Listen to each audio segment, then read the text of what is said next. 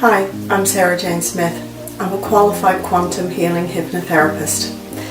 This technique is fast, safe, and very effective. It's far deeper than traditional hypnosis, so your conscious or skeptic mind is out of the way so that healing can occur if it's appropriate. You can also get the answers to all the questions you've had locked deep inside you. This is ideal for helping to heal all sorts of trauma. We'll get an understanding of what caused the issue in the first place. Are you ready to unlock all of your potential? All it takes is just one session. Looking forward to hearing from you. The website is quantumhypno.co.uk. Take care. The education system and law, and he's just a wonderful speaker. Well, he's a wonderful speaker, and welcome Mr. David Adelman, and it's Disclosure 2022, and we're delighted to have you here. We're very lucky, so thank you so much for coming. Thank you. Cheers. Right, we'll start with some good news. He's had a long think, and Putin, after serious consideration, has decided not to invade Britain because he doesn't like the beer and he doesn't like playing bingo. So there you go, that's some good news. Right, thank you very much, Sarah. It is a pleasure. I know this is a cliche for speakers, but I do like outdoor gigs. For me, this is an outdoor gig, and I'm here basically to give you a kick up the backside, because I'm sure some of you know an awful lot about an awful lot, but that's my remit, is to take you to another level of awareness and another level of activism and activity. Yeah, because we're not going to win this war, this Third World War, from the comfort of our armchair. So we have to be doing things. What you do is your decision. I can't tell you what to do, but I can tell you that you need to do something. Right, Disclosure 2022. We're going to go right through. It's a romp. It's a 3-hour romp, and that's the short version. Right, I could do this in 6, 8, 9, 10 hours. So, you know, I've been kind to you. I've cut it down to 3 hours. All right. And this is what we're going to be looking at. We're going to ask some awkward questions. Is the sound okay? It's not too loud. Is that all right? Is that okay? Is that all right? Yeah. Awkward questions designed to get you to rethink everything, if you haven't already. We're going to look at some wordplay, and because some of the dark magic that's... Am I in your way, folks? No? Okay. Some of the dark magic that the dark magicians weave is based on use of words. So we're going to have a look at what they're trying to tell us, or what they feel they are obliged to tell us, but they have to put it in coded language so that we're not aware of what they're telling us. We'll have a look at two major deceptions. The government status and our own status, because if you don't understand what government is and you don't understand who you really are, you're at a major disadvantage. We'll look at lawful remedies, so we'll have a look at the ways that we can not correct the mistakes that we've made and to up our game, basically, because that's what it's all about. Antidotes to evil, so we're going to go outside of the law and look at psychology and practical activity and change of approach and change of attitude. We'll also have to define what we mean by evil. It's all very well using that word, but we have to be sure what we mean. And then finally we'll have a glimpse into the future to help ourselves bring together what we want, because at the end of the day, we get the future that we decide we want. We don't let anybody else decide. They can announce what their plans are, but we have to have our own plans. Otherwise, their plans will just go ahead. So our plans must trump their plans. Right, some awkward questions. Now, some of these are rhetorical, which basically means we don't need to answer them, but we do need to ask them. Question 1, do you live in a home built by a bank? Anyone? 5,000 people, no one said yes yet. Banks don't even build banks, so they're certainly not going to build your home. In which case, Why are you paying a bank for the privilege of living in your home? Just have a think. And maybe the word Ponzi scheme might crop up in your head. Number 2, what did you learn at school? Not to ask questions, yeah. In a 2-word phrase, the first word begins with F and the second word is all. You didn't learn much of value. What I would argue is the things that you did learn are things that you did over and over again, which is obey and comply. Because after the age of 7, you only learn by repetition. So just think of all the things you did again and again and again and again, and you'll work out that it was compliance and obedience. And that is good training for the system, so that 10, 20, 30 years later, when the system tells you that you need to do something for your own safety and to protect your granny, you'll do it because you're used to obeying and complying. Now, I'm not saying that you would, but they would. Number 3, what do you know about complex post-traumatic stress disorder? You've all got it because you went to school. There are other ways to get it, but the generic complex post-traumatic stress disorder, something that we all got because we went to school, we felt abandoned and lost from day one, and then we felt bullied, rejected, labelled, punished, criticised. It's like torture, isn't it? See what I'm doing here? I'm just getting you to re-evaluate your entire past. So the bad news is you've got complex. Complex means you're not aware of it. It's so commonplace that we don't even think about it. We may wonder why do I drink so much, or why do I smoke so much, or why do I gamble so much, or why do I watch so much porn? And we just think, well, it's kind of normal. But maybe it's got something to do with how we were abused as kids, not just by dysfunctional parents, but schooling system decimated our sense of self. And so we're trying to pick up the pieces, aren't we? And we use these distractions because while we're picking up pieces, it hurts.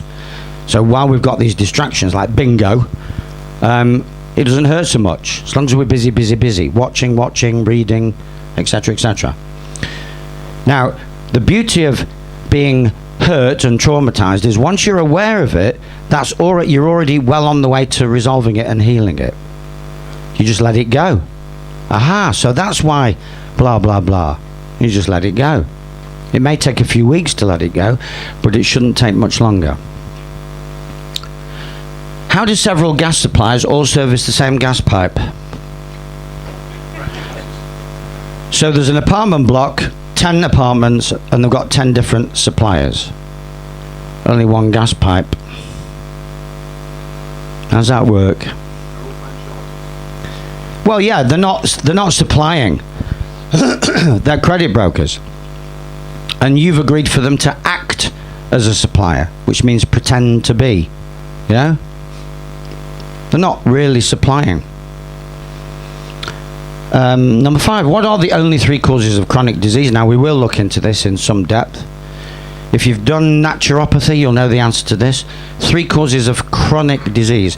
Not acute ailments or piddly little things, but serious chronic disease. Stress, pollution beginning with a T, toxicity, so too much of the wrong thing, and then not enough of the right thing. Kind of. Not enough of the right thing. Deficiency. There you go. Too much of the wrong thing, toxicity. Not enough of the right thing, deficiency. And stress. There's no other cause of chronic disease. And it's certainly, chronic disease can't be passed from one chronic disease person to another.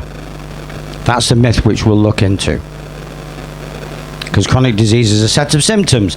Like whatever COVID was, it was a set of symptoms from some form of toxicity. We'll look at that.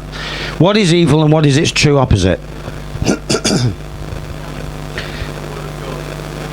Okay, let's bring it down to earth a bit. Evil, there's a whole book devoted to this, and the guy, Jeremy Locke, defines evil as it's in the real world, well, real as in the tangible, everyday world. Evil is about tyranny and control. That's what his point is, and I agree with him. So what's going on at the moment is a more obvious example of what's been going on for a very, very, very long time. It's about control of the human race. That's the evil. What's the opposite? Freedom. So the battle between the forces of evil and the forces of good are all about controlling the human race and defeating that control. So evil, Trudeau; good, freedom, convoy, truckers. Yeah, does that make sense? Who can enter your home without your permission? Correct, no one. There are 3 people that need a warrant to enter your home without your permission, and that's basically when they're repossessing it. So High Court repossession, bank; County Court repossession, landlord. But it's not going to be your home for much longer. So the answer still stands. No one, basically. And there's one other warrant officer that can enter your home without your permission. Yeah, emergency gas leak.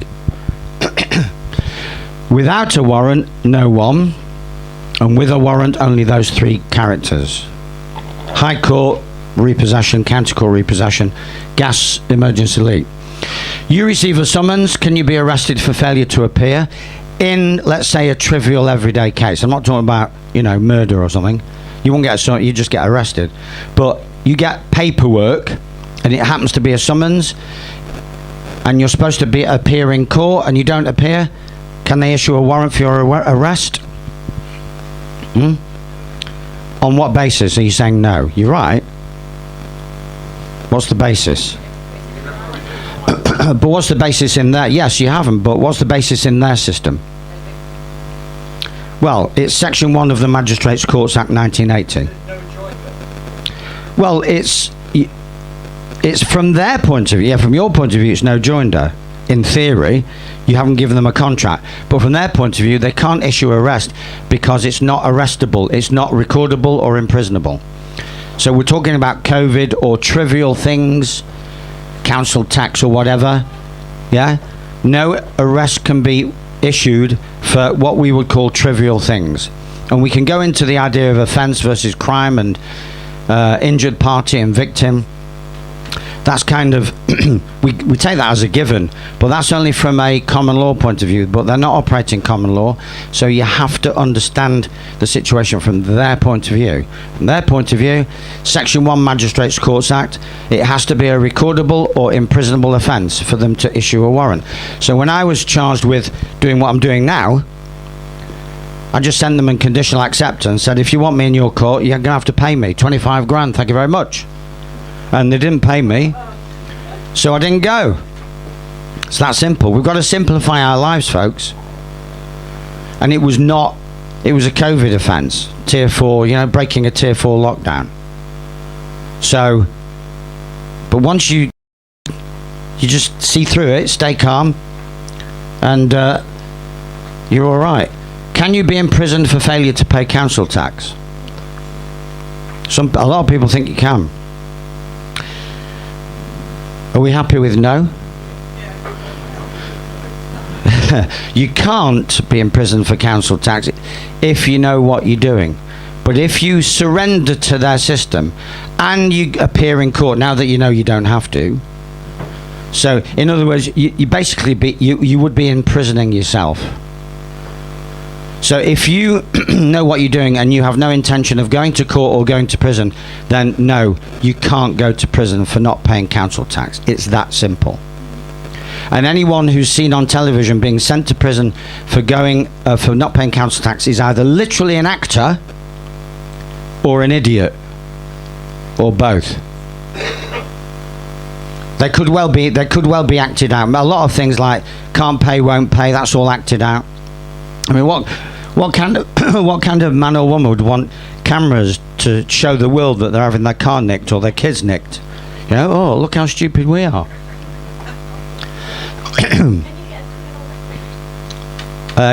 Yeah, it used to be Max Bygraves. That's an old joke. No, if it's not recordable, we're assuming that we're good people and we're not going to be committing the kind of offences that are recordable. So no, if you don't, failure to appear is not giving them a contract. Yes? And hopefully by the end of this session, you'll understand more clearly why you don't have to appear in court. Right, so now we're going to go back to school. So it's going to be a little bit, some people might think this is patronizing. It's not meant to be. But we're going to have a look at how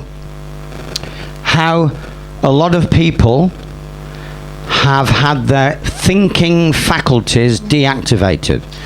So what's the difference between correlation and causation? Well, a lot of people out there read that a man or woman died after testing positive for COVID, and they're thinking that the death has something to do with COVID. But that's correlation. If they read the small print, it says that man or woman died after being hit by a bus. So the fact that they were tested positive for COVID, then hit by a bus, well, we know which is correlation, we know which is causation. Relative and absolute risk. Again, when they were dishing out the figures, take the jab, it'll cut your chances of serious illness or death in half or by 100%. Well, that sounds like an attractive proposition, except what they're not telling you is the absolute risk. That if you're young and healthy, your risk is 0 of serious illness or death, or virtually 0, nor no more risky than an average seasonal flu. Ask your doctor if a drug with 32 pages of side effects is right for you. Well, have you seen the Pfizer side effects? It's just like, it's thousands of, literally thousands, every side effect known to man. Do we know the difference between normal and normalized? Sending your boys and girls to school is not normal, it's abnormal. This is the author of a book called School No Place for Children speaking, so I'm biased. But it is normalized. Schooling is a post-industrial experiment that has failed badly or succeeded incredibly well according to your position. So they've got a generation or cohorts after cohort, especially in the West, of utter morons who cannot think for themselves. So from the globalist point of view, it's a roaring success, but from our top point of view, it's a terrible crime against humanity. But it's normalized because everyone's been doing it for decades. So we have to, they won't use this word because they don't want you to get past that one. You got to send your kids to school, it's normal. No, it's been normalized. What's the death rate when the survival rate is 99.997%? Answers on a postcard. But we ought to know this at a glance. We ought to know that before the decimal point, we're talking out of 100. So 99 out of 100. And then after the decimal point, it goes by a multiplier of 10. So that's out of 1,000, out of 10,000, out of 100,000. So 3 in 100,000 will die if the death rate is, if the survival rate is that. 3 in 100,000. So in fact, for the young people, the survival rate is higher than that. So we're talking about 1 or 2 in 100,000. And they would die anyway, either because they're ill or they get run over by that bus that killed the same man or woman. The bus driver was out of order that day. So we have to have a handle on stats, otherwise we can be lied to very easily. Right, now from maths to wordplay, what have the following all got in common? Well, this is public health, virology, money, contagion, COVID-19, global warming, stranger danger, Darwinism, Spanish flu. And I could add so many things to that list. What have they got in common? Fear. What? Fear. Lies, myths. They're all bullshit. Public health. Public, if you know your legalese, is the opposite of private. Private is real. Public is not real. It's in the sea, on the sea of commerce. So public health means financial viability. The public cannot have health. There's no baby is born called public. No old man dies or woman called public. Oh, so sad to hear that public died today. So public cannot have what we regard as well-being. Men, women, boys and girls have individualized well-being. Public health is a financial concept. And when they said we need to take urgent public health measures for COVID, they were warning us that there's a banking reset. It's about banking and financial reset. Economic restructuring. Human resources are not pulling their weight because we're going to replace them with robots. So we need to eliminate those beings that are not pulling their weight. I'm going to go home and write a poem, I think, about that. All right? By the way, I really am the world's worst motivational speaker. If you think, got to take you down some dark corners and then we'll pull you back later. Virology. Well, how can you have a study of something that doesn't exist? Viruses don't exist, not the way they've been described as a killer pathogen. What is a killer is a toxin. And we'll look at that in shortly when we look at what toxins really are. Money was abolished 100 years ago. And we'll look at that as well. That was the Federal Reserve Act 1913 and the Withdrawal of Gold Act 1933 for this country. So money, no, not happening. No money in circulation. There's currency. There's digital and there's cash and coins, but they ain't money. Money is gold and silver. Contagion. Could you imagine Eve and Adam? Eve, they wake up one morning, Eve says, Adam, do me a favour, keep your distance, mate. What's up? I don't know, but I've got something. Yeah, but where'd you get it? Because I haven't got anything. See what I mean? It's absurd. The human race wouldn't have got off the ground if we could infect each other. And who was the first to get infected? Yeah. Somebody's got to be the first. If you're thinking about, if you believe in contagion theory, it's nonsense. COVID-19, well, once that goes, COVID-19 goes with it. I'm not saying that people don't get poorly. Of course people get poorly, but it's not something that they've caught off someone else. That's what I'm trying to say. Global warming, it's global cooling that we're going to get. We're heading for a mini ice age. Climate change is a given. That's not debatable. Climate up, climate down, climate across, climate up, climate down. But they're just getting people worried about global warming so that they can control their mind into... It's all part of the evil, the mind control. Stranger danger, not happening. The threat in your life, if it's not the government, it's a relative or a neighbour. Someone you know. It's not a stranger down a dark alleyway. We don't go down dark alleyways anymore anyway. But even if we did, it's just not. For every stranger danger, there's a billion known dangers. Yeah? Darwinism, utter bollocks. The human race evolves through collaboration and cooperation, not through survival of the fittest. That's the animal kingdom. We're a different species. Spanish flu. Fake, yeah. Spanish, it wasn't Spanish and it wasn't flu. It was they were doing exactly what they're doing now. They were experimenting with masks, medications, jabs, and guess what? Radiation. They were setting up the first radio masts. It killed millions because people's bodies couldn't handle it. So there you go. All nonsense. All rubbish. Right, let's have a look at actual meaning. What's the root of this word? Pharmakia. What does that mean? Sorcery, witchcraft, poison. So, and this, what's the root of this word? In Latin, not Greek. That's Greek. This is Latin. Virus is Latin for? Yep, toxin. Corona? Right, so let's do a bit of translation. The coronavirus, they're telling us, but we're not listening, is a toxin that falls on your head.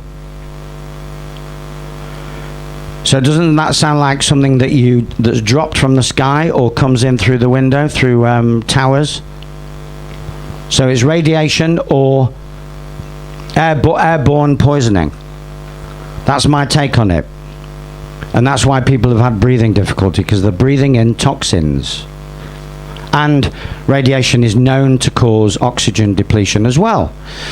So they're telling us, they're trying to convince us that it's something that we carry and that we can transmit horizontally. No, it's coming down vertically, folks. And it's so important to know the trajectory and the meaning of the virus, that it's a toxin coming down. I mean, obviously you can have a router that's on the floor and then it's come upwards, but I think you know what I mean. It's not being transmitted from you to you, or you, yeah? It's coming down. It affects us all, so it can look as though we're going down in clusters and affecting each other. Like if the village gets sick, it's because the well that they drink from is poisoned. They'll all blame each other. This is just more of the divide and conquer. It's a business model. It's it's more evil than any Bond movie villain has ever been. Because it gets us to believe that we are the threat to each other. And the pharmaceutical poison industry says it's all right, we've got a poison for your toxin. And they're having a good laugh. And they're very right to have a good laugh. But we're going to have the last laugh, aren't we? Yeah. There you go. Government. Mind control. Gubernare, to control. Ment, mens, mente. And in French, to lie as well. Mentir. Mind control. Literally, they're telling us. This is truths hidden in plain sight, folks. Enforcement. Again, the shadow. That little feeling that you got from the head being sent to the head teacher's office. You know, that inexplicable fear and anxiety of enforcement. But at the end of the day, you only submitted because you actually thought if you didn't, terrible things would happen. But terrible things would never happen if you just stood up to it. This is what we're doing now, one by one. And the last movie that Rick Mayall made, was called One by One. One by one, we're going, I get it now. All I have to do is say no. So I don't teach complex status corrections and affidavits of truth this and live life claims that. You just have to learn to say no. End of. Can I go home now?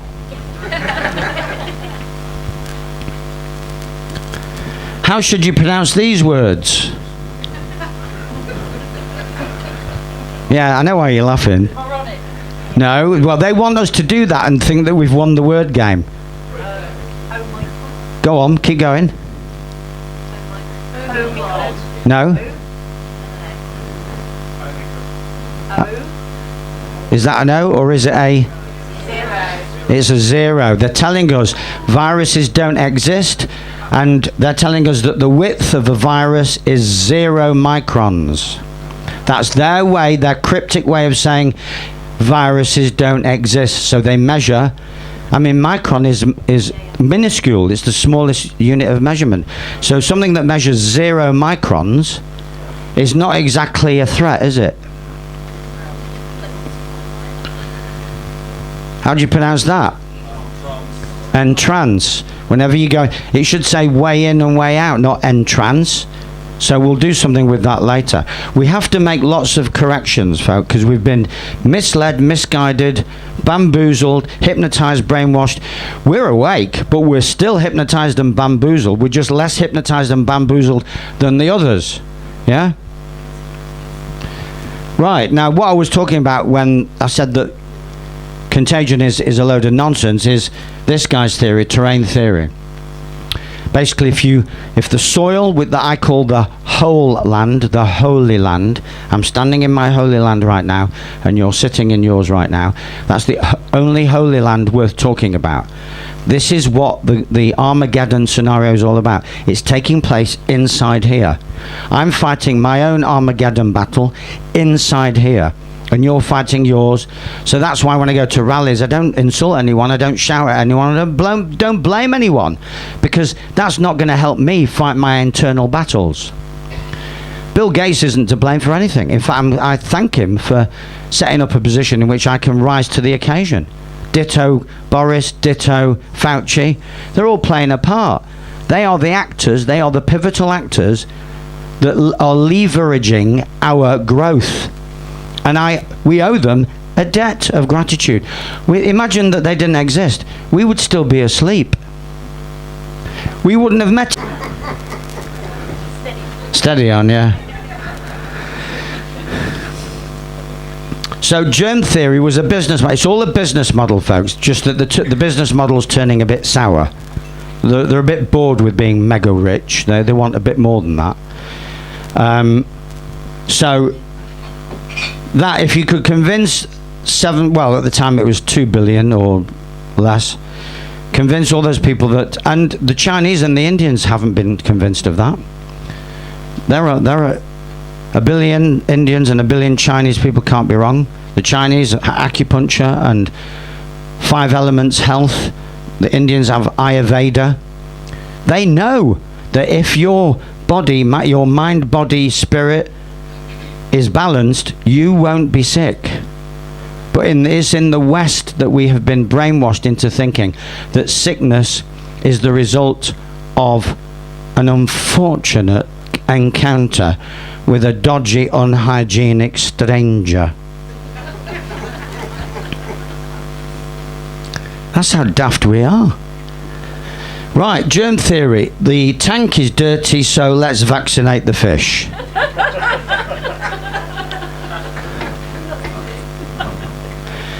Terrain theory. Why not just clean the tank? So I detox regularly. I clean my tank out. I'm doing. After tonight, I won't be eating again till Saturday. So I'm on a 2.5-3 day water fast. I don't do that very often, but I do it occasionally.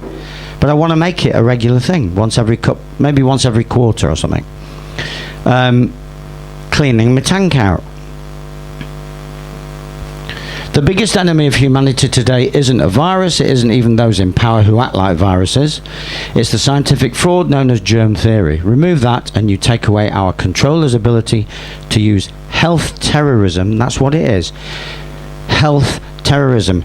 How do you control and then eliminate 7 billion people from the planet? There is only one way.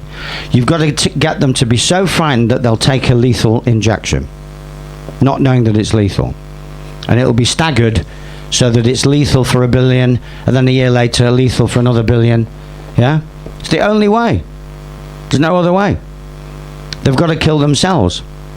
But you've got to make them believe that if they don't take it, they're going to die. It's so fiendishly clever. It's just amazing. Honestly, you've got to, whoever thought this up, before I shoot them, I'll shake their hands.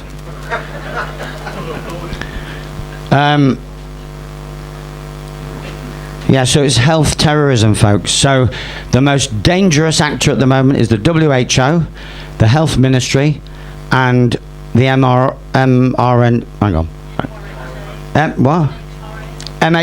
yeah, that's it. And they have global ambitions just to be the world's medical agency. So you've got one world government, United Nations, WHO, MHRA, all fused into one health terrorist organization. And that's what they would be. That's the strategy that they would be using. Health terrorism. Maybe possibly eco-terrorism as well, because we're beginning to see through health terrorism. If terrain theory is correct and we do not transmit disease, so that we do have to ask some questions of ourselves, then how do people get sick in clusters? So it's a fair question, isn't it? But remember, my first response is, well, who was the first? Hands up, who was the first in the cluster? Well, another answer is they get sick because they are part of the same field. Rupert Sheldrake calls it the morphogenetic field. quantum entanglement. Science is discovering this. Like menstruating women who work together end up menstruating together.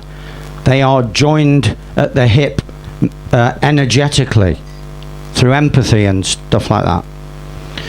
And they're giving off frequencies. So if you've heard of shedding, people who are jabbed and people around them are getting sick because they're giving off a toxic frequency.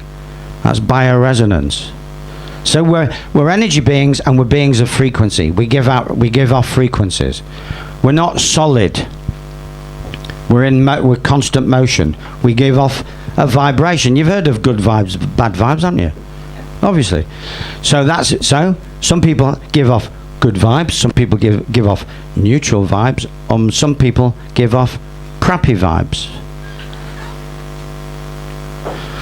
So what I'm saying is that we're not infected by others, but affected. We have to get rid of the idea that we are infected by others. You stand on a rusty nail and your foot goes septic. You can go and stand on 1 billion people's other feet and they're not going to get septic. Your sepsis is your sepsis.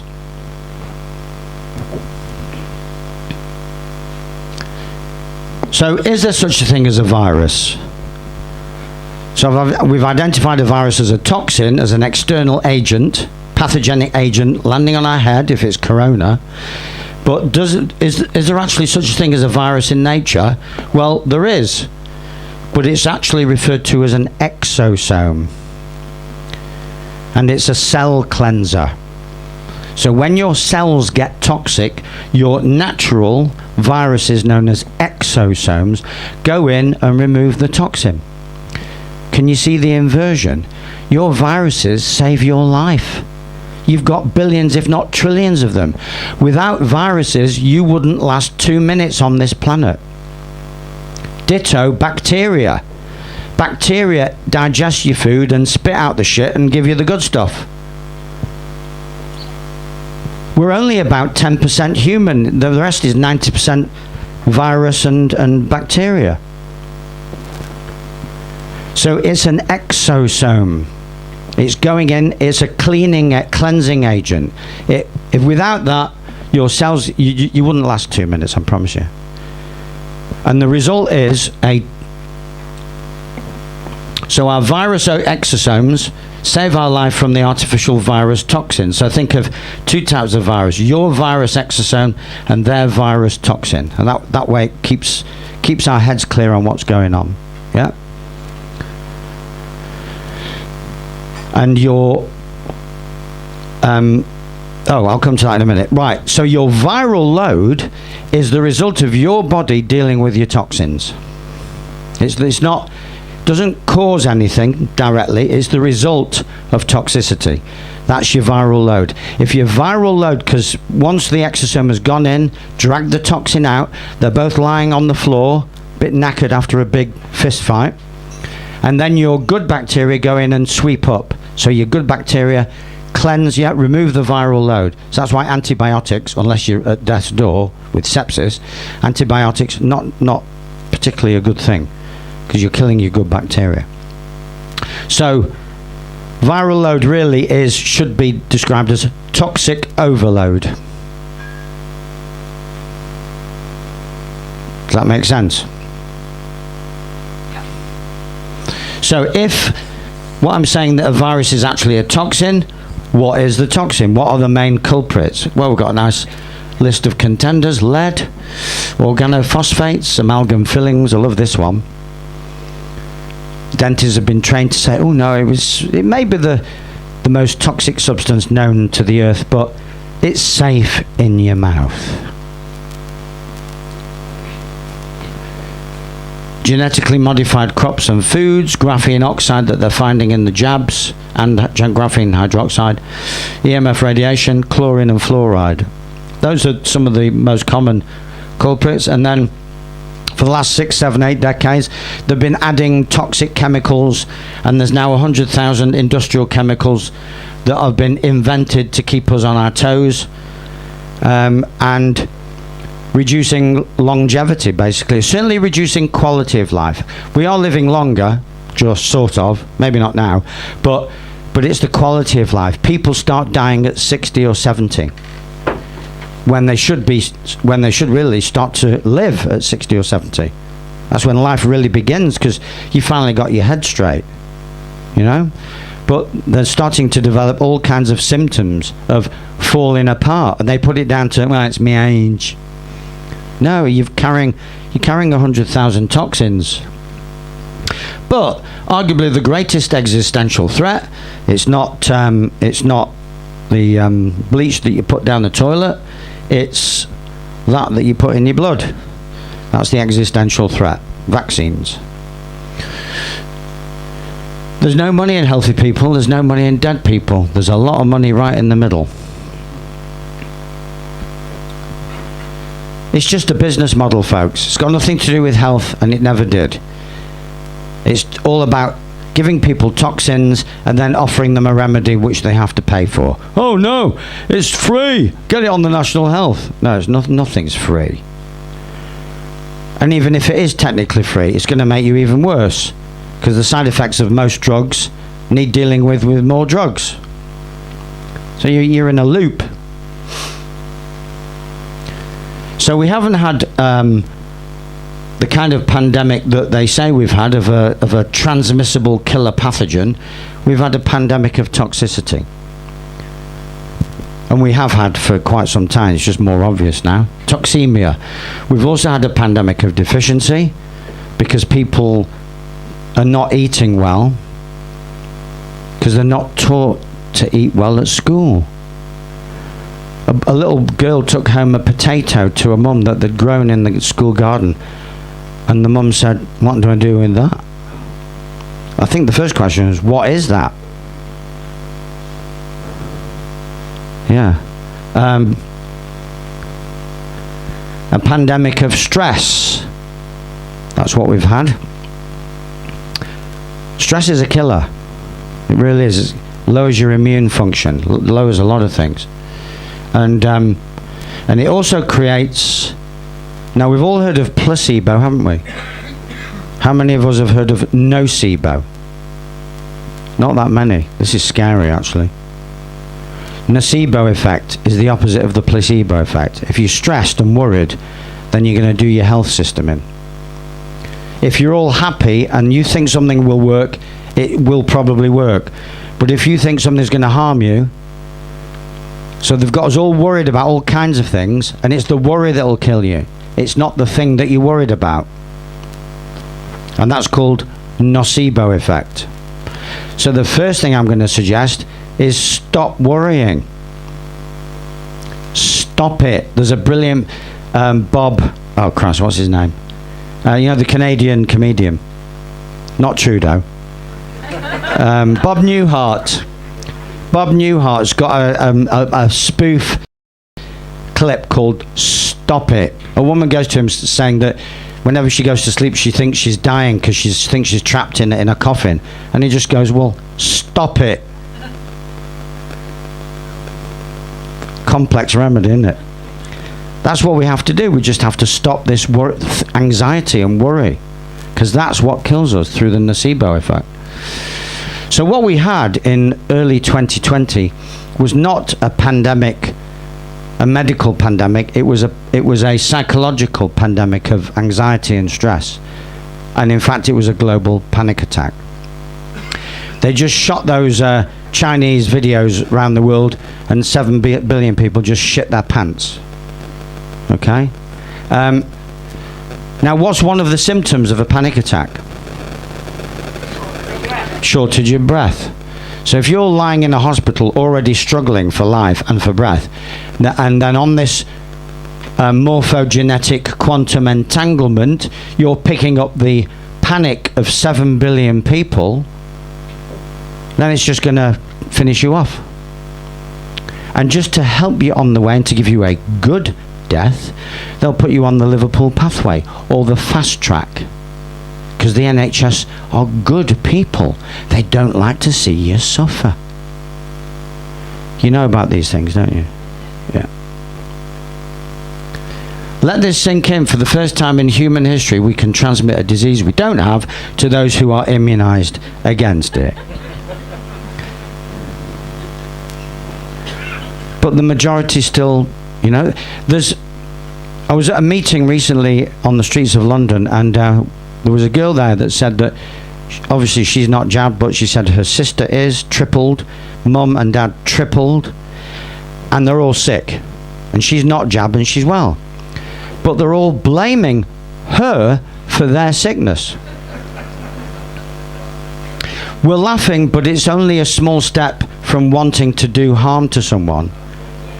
It's only a very small step, you know. Right, so what is the problem with the masses? Well, this is Matthias Desmet, the professor of psychology in Belgium. Mass formation, got to go through a bit of this. Is mass formation new to anyone? Do you all know about it? Yeah? Okay, I'll just fly through it then. So it's all about the disintegration of the individual. So we leave school with our complex post-traumatic stress disorder. And then as we grow up, we feel isolated, partly because of the way we're schooled and other reasons as well. We've got meaninglessness and purposelessness because they told us that we need a career and we need to get a job. Well, if you use career as a verb, if you career, you're losing control, aren't you? So if you've got a career, you've lost control of your life. Job, Job was the persecuted one in the Bible. So you get a job to be persecuted. Free-floating anxiety, again, all kinds of fear porn and stranger danger and mass media focusing just on the negative, etc. Makes us angry and frustrated because we know we have a problem, but we just can't put our finger on it. There's nothing worse than knowing you've got a problem but not knowing how to solve it. Right? Yeah. If you want to see how mass formation works in real life, now it's obvious that someone with a mask has been mass formed, but even if they take the mask off, I have developed a little test, and it's called the trolley test. And what you do is you go into a supermarket, get a trolley, and with a nice evil grin on your face, find a victim and bash their trolley with yours, quite deliberately and maliciously. And if they've been mass formed, they will get on their knees and apologize to you. But if they're one of us, they'll just say, "Oh, you rude twat, what are you doing?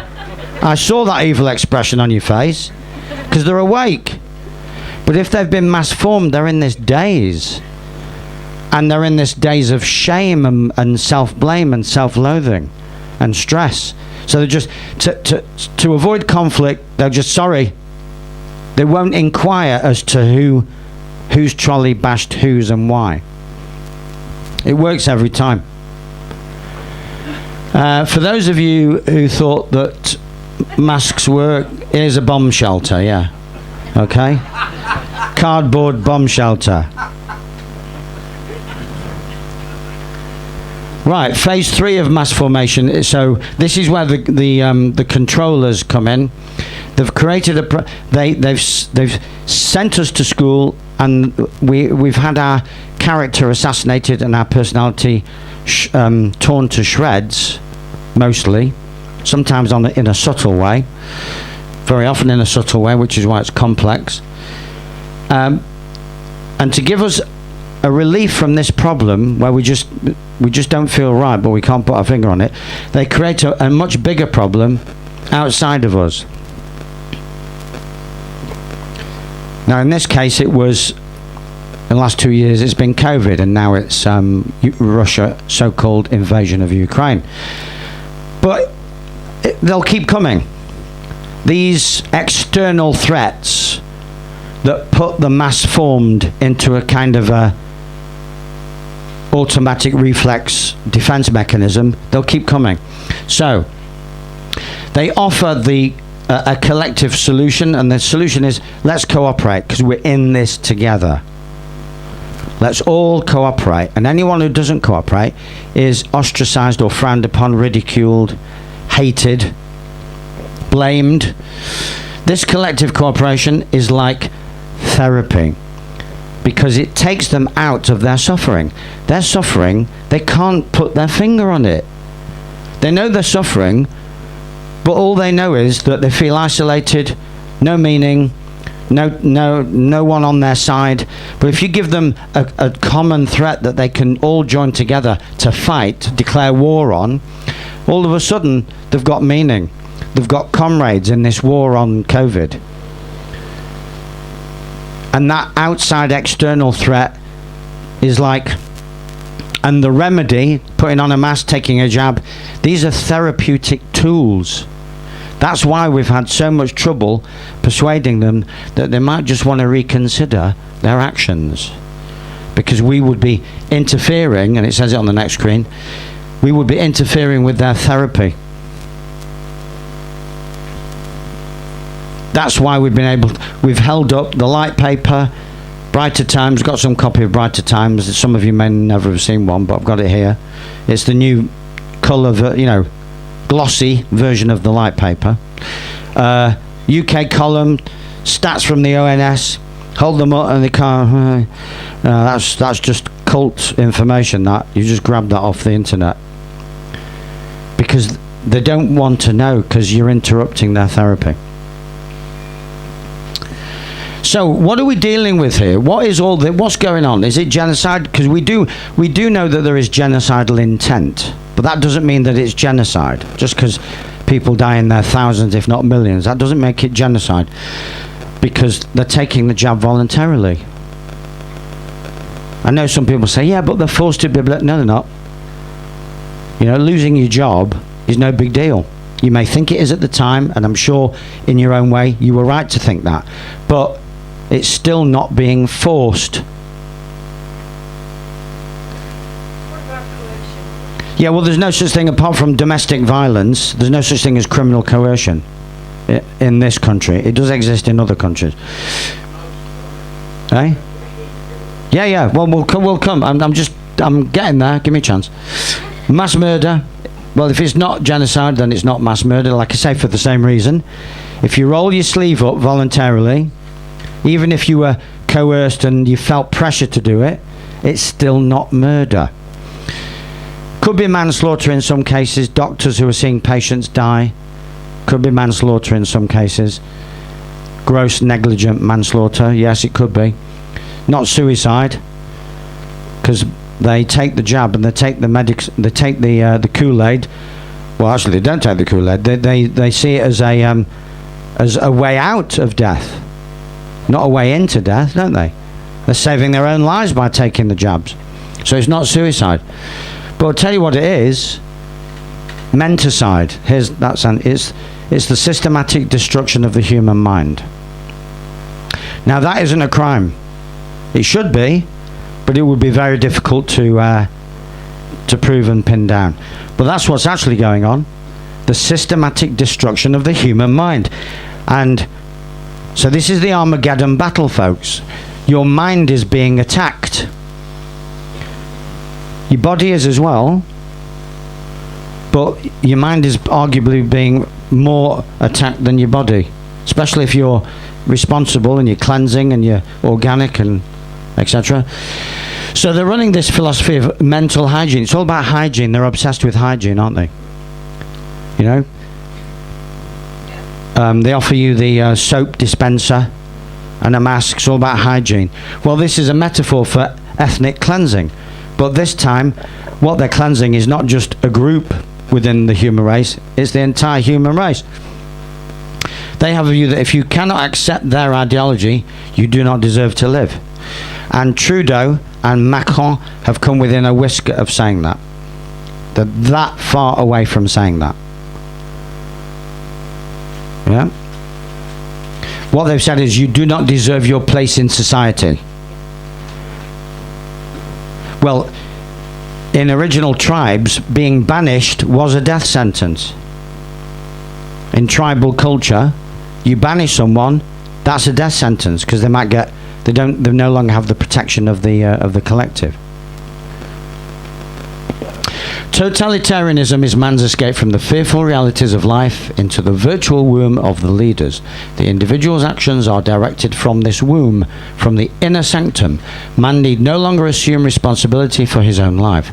The order and logic of the prenatal world reign. There is peace and silence, the peace of utter submission. We can see why they do what they do. They want the peace. They want the therapy. We just want freedom. They want peace. I know.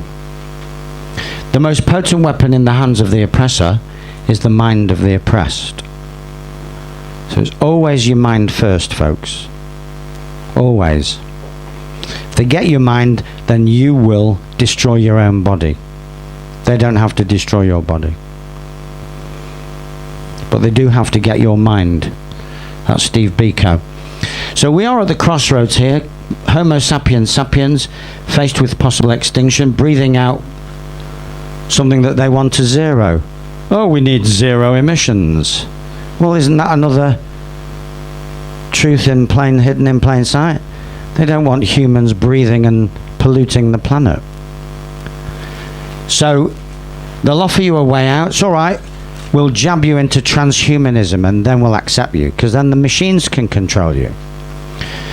No, actually, I prefer to go with the crystals, which is to evolve and raise my vibration and become Homo Angelicus, which is a fancy way of saying someone who has let go their shit, forgiven self, forgiven others, and is going with the flow, which is allowing more light in, just leading a better quality life, more connected to divine source.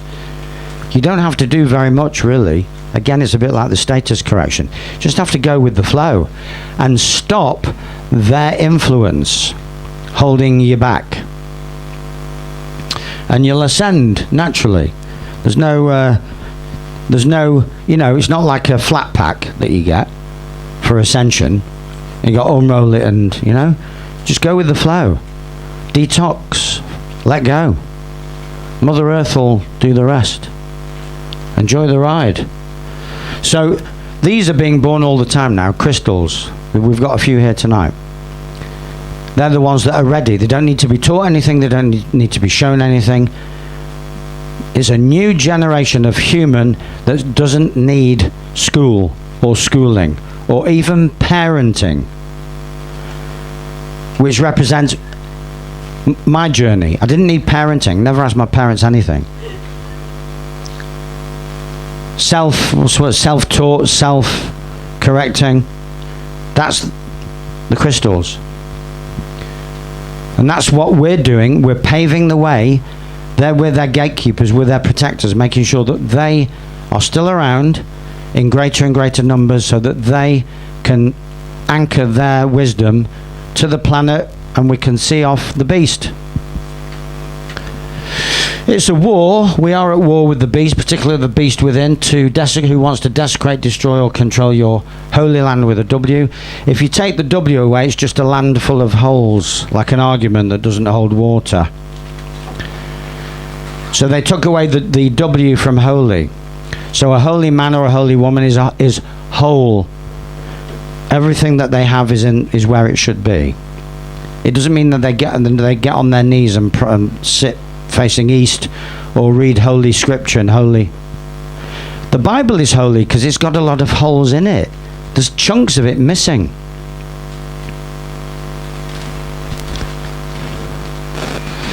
So this is the so-called Protocol of Zion, Protocol number 4, paragraph 3. So this is the elite talking about their plans for humanity. It is indispensable for us, that's them, to undermine all faith, to tear out of the mind of the goyim, which is the non-elitists, the very principle of God and spirit, and to replace them with arithmetical calculations and material needs. So they've got us going to a school where we learn left brain on what the actual real life implications are for living with corporate governance. And it said, when private commercial paper is used by corporate government, government loses its sovereignty status and becomes no different than a mere private corporation. No different from a mere private corporation. If you got a letter from McDonald's saying that they've built a drive-through and you're legally required to come and spend at least 30 quid a week on Big Mac and fries, would you take that seriously? Of course you wouldn't. But if it's got government-headed note paper on, and it says you're legally required to fill out a tax return, complete it and sign it, fill out a census, complete it and sign it, you take it more seriously, don't you? Correct. That's the correct answer. Well, I don't either, because I know that there's no difference between McDonald's and the government. They're both service corporations that need to contract with us. They need a contract from us, and this it features here. So as such, government then becomes bound by the rules and laws that govern private corporations, which is the laws, in inverted commas, of the sea, or laws of contracting commerce. If they intend to compel an individual, that's us, to some specific performance, which is a remedy in equity. Common law doesn't have much remedy, which is why I say I don't teach common law, but I do teach equity. Equity has injunctions, orders for return of property, and it has orders to do what you've agreed to do. Common law doesn't have any of that. Common law just has damages for breach of contract, and that's it. Or for loss caused by breach of duty of care. Common law, yeah, but it's they're really claims in equity, actually. To be honest, they're claims in equity. But if it's breach of contract, yes, then you can be claiming at common law for breach of contract. But otherwise, or for breach of duty of care. But really, anything else is an equitable claim. If they intend to compel an individual to some specific performance based upon its corporate statutes or corporation rules, then the government, like any private corporation, must prove itself to be the holder in due course, there it is, of a contract or commercial agreement between it and the one upon whom demands for specific performance, which is a remedy in equity. So equity says you signed for something, you signed an agreement or a contract to do A, B and C, and you only did A, or you only did B, or you did none of the above. The person that you signed the contract with can now get an order against you for you to do that which you agreed to do. Common law doesn't have that. Only equity does. In common law, you would get damages for not having done what you agreed to do.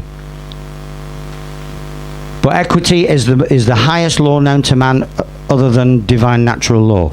It's above all other law. It's in the air. Common law is on the land and soil. Equity is in the air. That's why equity is above the water, above corporate commercial rules. So, in their vernacular, they've created a law. You've broken their law, and now they're going to punish you for breaking their law. That's theatre. That's pantomime. According to Clearfield Doctrine, they have offered you a contract as a corporate government agency. You've agreed or contracted. You've broken the contract, and now they're going to get an order for you to keep to the contract. That's what's actually happening in equity. But nobody knows that. Certainly not lawyers. So everything is redefined. And it's across the board. Like we've just redefined viruses.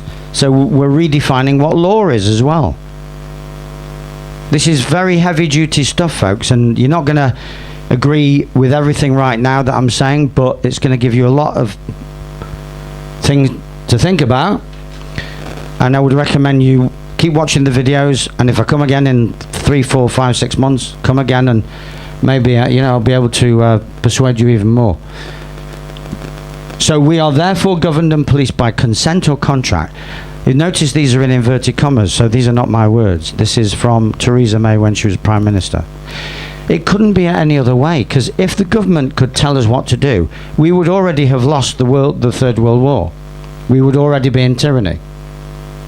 No government can tell anybody what to do, ever, apart from its own employees. And even then, they only obey because they don't want to lose their job. And if they do, you give them an invoice in commerce. Is that an order? There you go. There's my charges for complying with that order. That's what I did with the so-called order. It wasn't even an order. Notice of requirement to appear in court. I just said, well, if that's an order, I'll come for 25 grand. Corporate government does not make law, it makes policy. Some of you may be hearing that for the first time. It doesn't make law. Government, we create government. It can't make law that affects us because we own it. We created it. We'll come to that later. It can only make policy. Policy agents, police policy officers. But now, and I owe to Ian Davis of UK Column, it doesn't even make policy. All your local government, your national government does is enforce policy. That's why it's a waste of time discussing their so-called laws with the government. They haven't made, they're not laws, and they didn't make them anyway. Who made them? British, not British, oh God. Bank of International Settlements, central banks, World Economic Forum, Council for Foreign Relations, Club of Rome, Chatham House, the big families, the Rockefellers.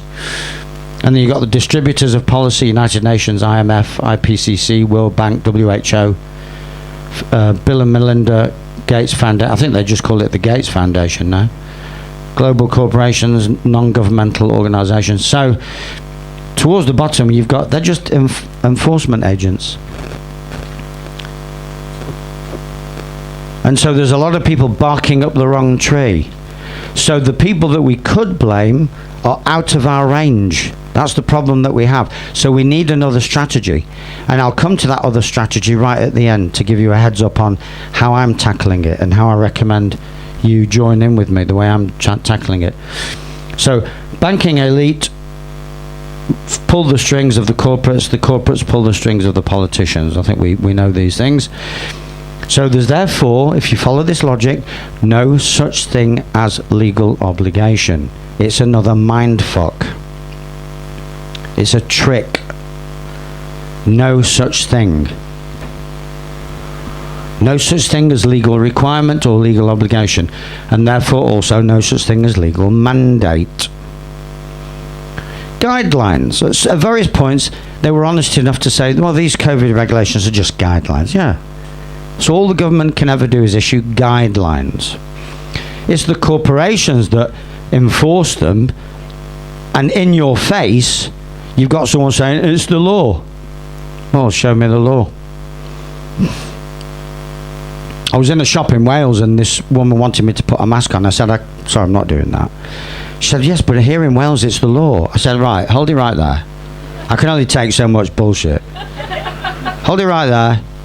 I said, can we have a little chat? And it was a tiny little village, so we had all day. So I said, can we agree that your first Welsh minister, from when it comes out of his mouth, it's a guideline? Well, yeah. Right. When it hits your boss's desk, it becomes company policy. All right, I'll give you that. So how come when I walk in, by the time you're talking about it, you've made it into law? Yeah? How does that work? And she just went, So you gave her some unassailable logic and she collapsed. And so she just didn't bother me. I just walked around the shop, minding my own business now after that. So talk them through it, walk them through it with rationale, and they collapse. It's only when we get stroppy and get emotional, their defenses go up. But if you walk them through it rationally, using the power of the question, that's your best weapon. That's recommended by Larkin Rose. For those of you who know the work of Larkin Rose, power of the question. Legislation is policy. It has to be terms and conditions of social rules. That's all it is. It's the club rules. Yeah? The club, they may have someone come. How can you have law that's law on Thursday but not law on Friday?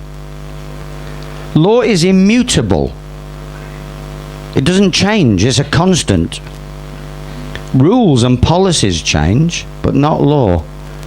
Right. So that's one deception. Let's try the other one, the legal fiction person.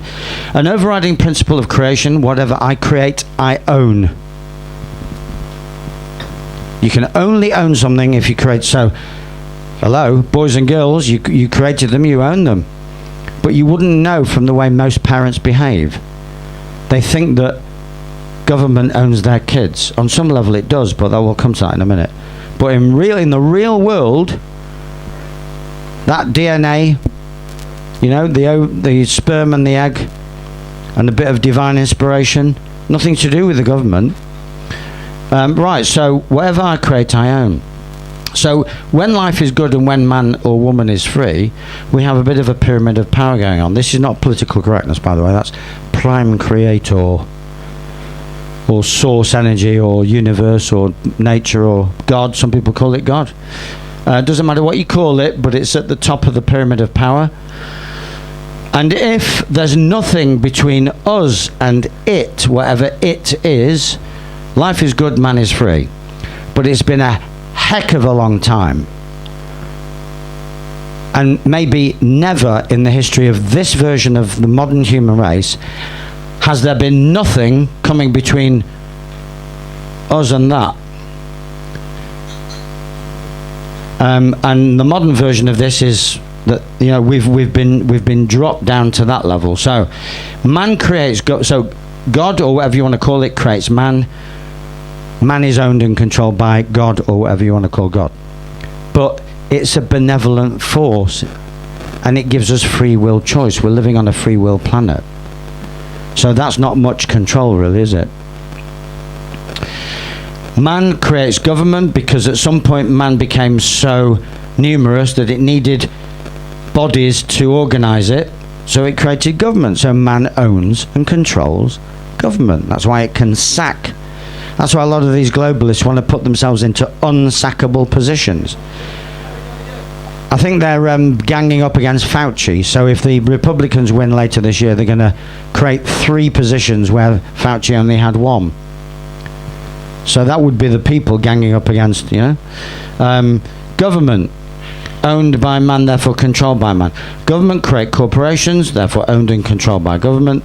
Corporations like the registry of births and deaths create the persons. So you don't want to be a person. You're at the bottom of the food chain. You're owned and controlled by the government. We're going to have a look at that, how that works in a minute. So we've endured a process of inversion because in the modern satanic globalist setup, and it's been around a long, long time. So things haven't got worse, folks. It's just that our eyes are wider open. That's all. Nothing's changed. Absolutely nothing has changed. But we're just seeing more. And we've endured a process of inversion. So what was or is and is meant to be a life-saving exosome in their propaganda is a pathogenic virus. What is government tyranny is switched around and called stranger danger to take our mind off government tyranny. What is treasonous dogma in the mainstream is unchallenged truth, and we get deplatformed when you challenge it. What is poisonous or deadly medication or drugs are referred to by the mainstream as life-saving medication or whatever. Indoctrinated experts in their system are given godlike guru status, and our fellow man is now a danger to your health or to our health. So do you see the inversion process? Yeah? They invert everything. And this creates chaos. So if you want to raise your vibration, you reduce the amount of chaos in your life. Because the ultimate divine principle is zero chaos. If you think about it. Zero. Like 0 micron. It's 0. Or 1. When they say God is 1. That's coherence. Oneness. So the more complex your life, the further you are away from oneness. The person we believe ourselves to be is created by birth certification. The person is therefore owned and controlled. It's not you. It's a piece of paper, isn't it? It's created by government. So it's owned and controlled by the government via the agent, the birth certificating authority. The person is a legal fictional character and figment of our imagination. Doesn't really exist. Doesn't exist. You exist, but it doesn't. It's been described as an energy or entity attachment to form of possession. It's like a shadow. It's your shadow. It's your mirror. The person is your mirror. Michael Jackson had a song, Man in the Mirror. That's your person. That's what he was singing about. You're not the legal fiction person. And this, to me, is the bottom line and sums it all up. You can't possibly be the legal person because it was created weeks after you were. You can't be one and the same entity. Because it's all very well realizing that intellectually, but when you take this on board, yeah, okay, I get it now.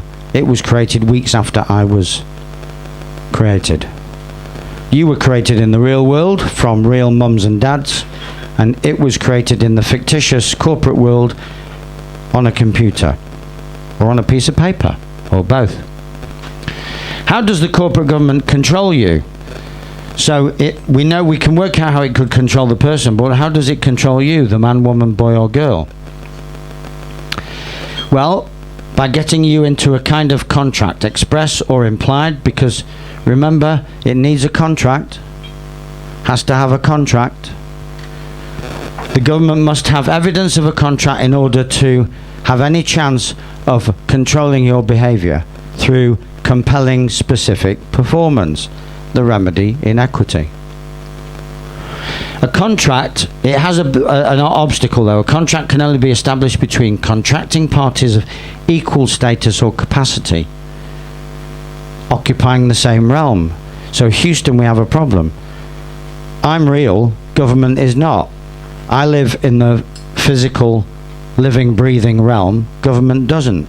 Can't be a contract between me and the government. The corporate government is artificial, fictional and two-dimensional, and in the realm of the dead. So you can't have a contract between the dead and the living. But the legal fiction person is artificial, fictional and two-dimensional, and in the realm of the dead. So you can have a contract between the legal person and the corporate government. The man, woman, boy, girl are alive, living, breathing souls existing multidimensionally in the realm of the living. So I'm just repeating the idea that you can't, no contract between the government and the man, woman, boy or girl. So what they need you to do is step out of your realm into theirs. So it's like pulling you out of the realm of the living into the realm of the dead. This globalist cult is a cult of death. It's all about being dead, not alive. That's why the COVID restrictions were all about you playing dead. Does that make sense? And if you played the living card, they hit you hard with enforcement procedures. Told you to go back in, stop making so much noise, stop singing, stop socializing, stop visiting your granny. This is the death cult. So how do they get you? How do they pull you out of the realm of the living into the realm of the dead?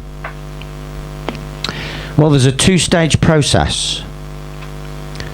Stage one, they convince you that the legal fiction person is you. So they get you into chaos and confusion.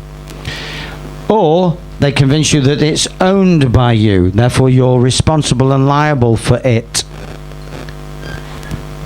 How is that done? We're back at school. It's the school register, folks. You go to school for 10 to 12 or 15 years, and on a daily basis, sometimes multiple times a day, you answer to the name of the legal fiction.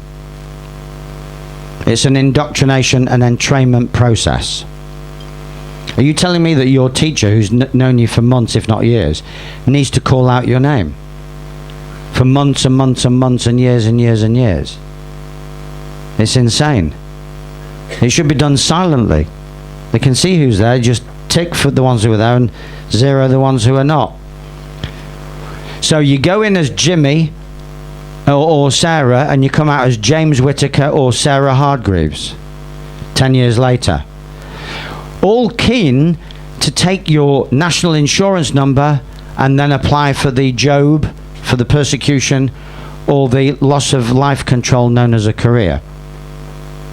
Could I ask you a question about the national insurance? Not right now, because I'm going to be here all night anyway. There's a lot of information, but you can ask me privately later.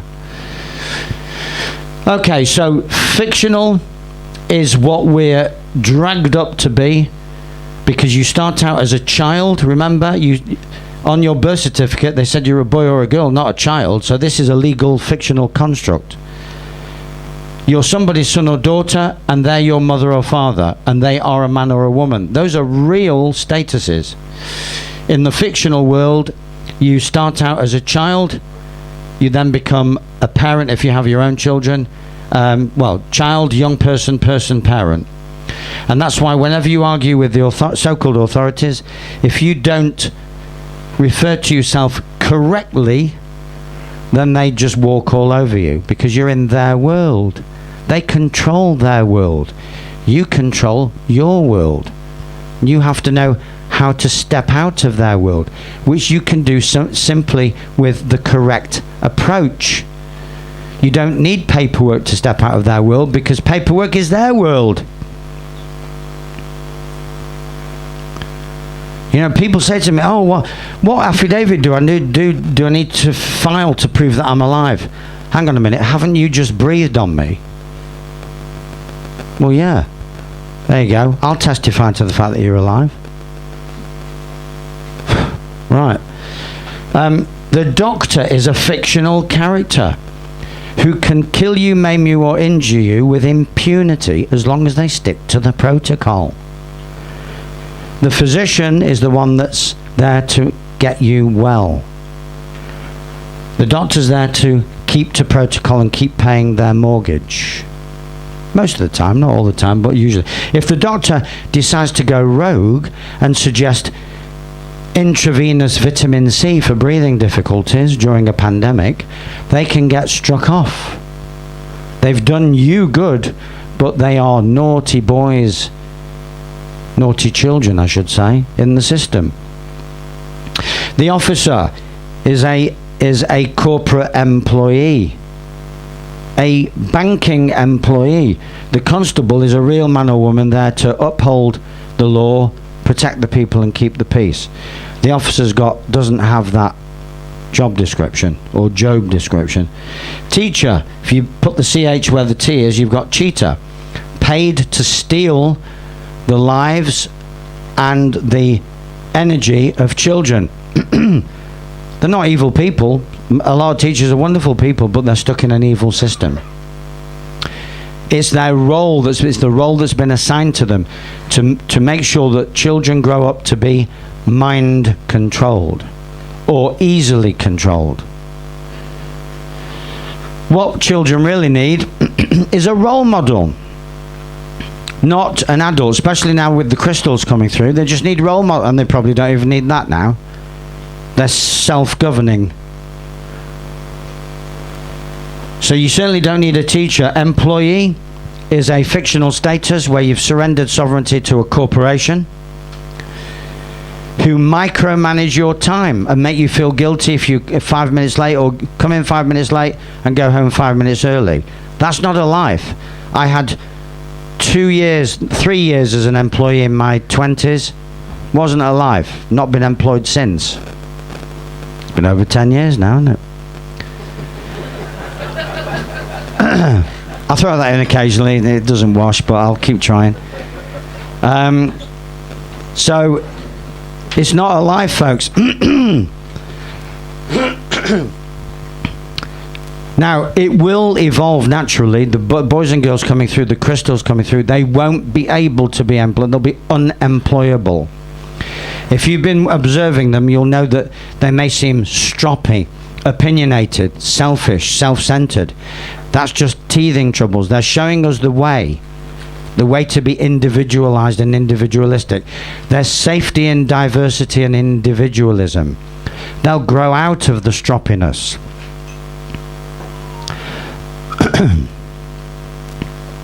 So you don't want to be an employee, you want to be an active man or an active woman. So I've transitioned from employee, it was a long time ago, to active man. And so because I'm active, I feel active, and so I feel inspired, and I'm not micromanaged. I do whatever I choose to do. Let's play a little bit of a job description game here. Policy man, we don't pronounce that correct. The E is pronounced incorrectly. It's gone silent on us. Policy man or woman is really a corporate government policy enforcement agent. Teacher is a corporate government school curriculum policy enforcement and delivery agent. Doctor is a corporate government policy enforcement agent, big pharmaceutical drug rep. Scientist is a corporate government policy and big corporation propaganda agent.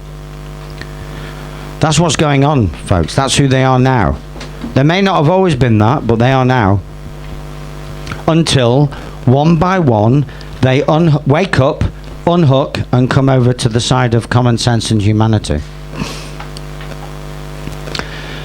Stage 2 of this control of men, women, boys and girls is, so we know that they need to deceive you into stepping out of your realm into theirs, but specifically need to get you to enter into contract as the legal person who you think you are or whose name you think you own.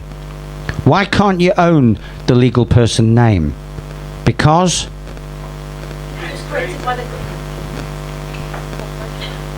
that young man, spot on. You didn't create it.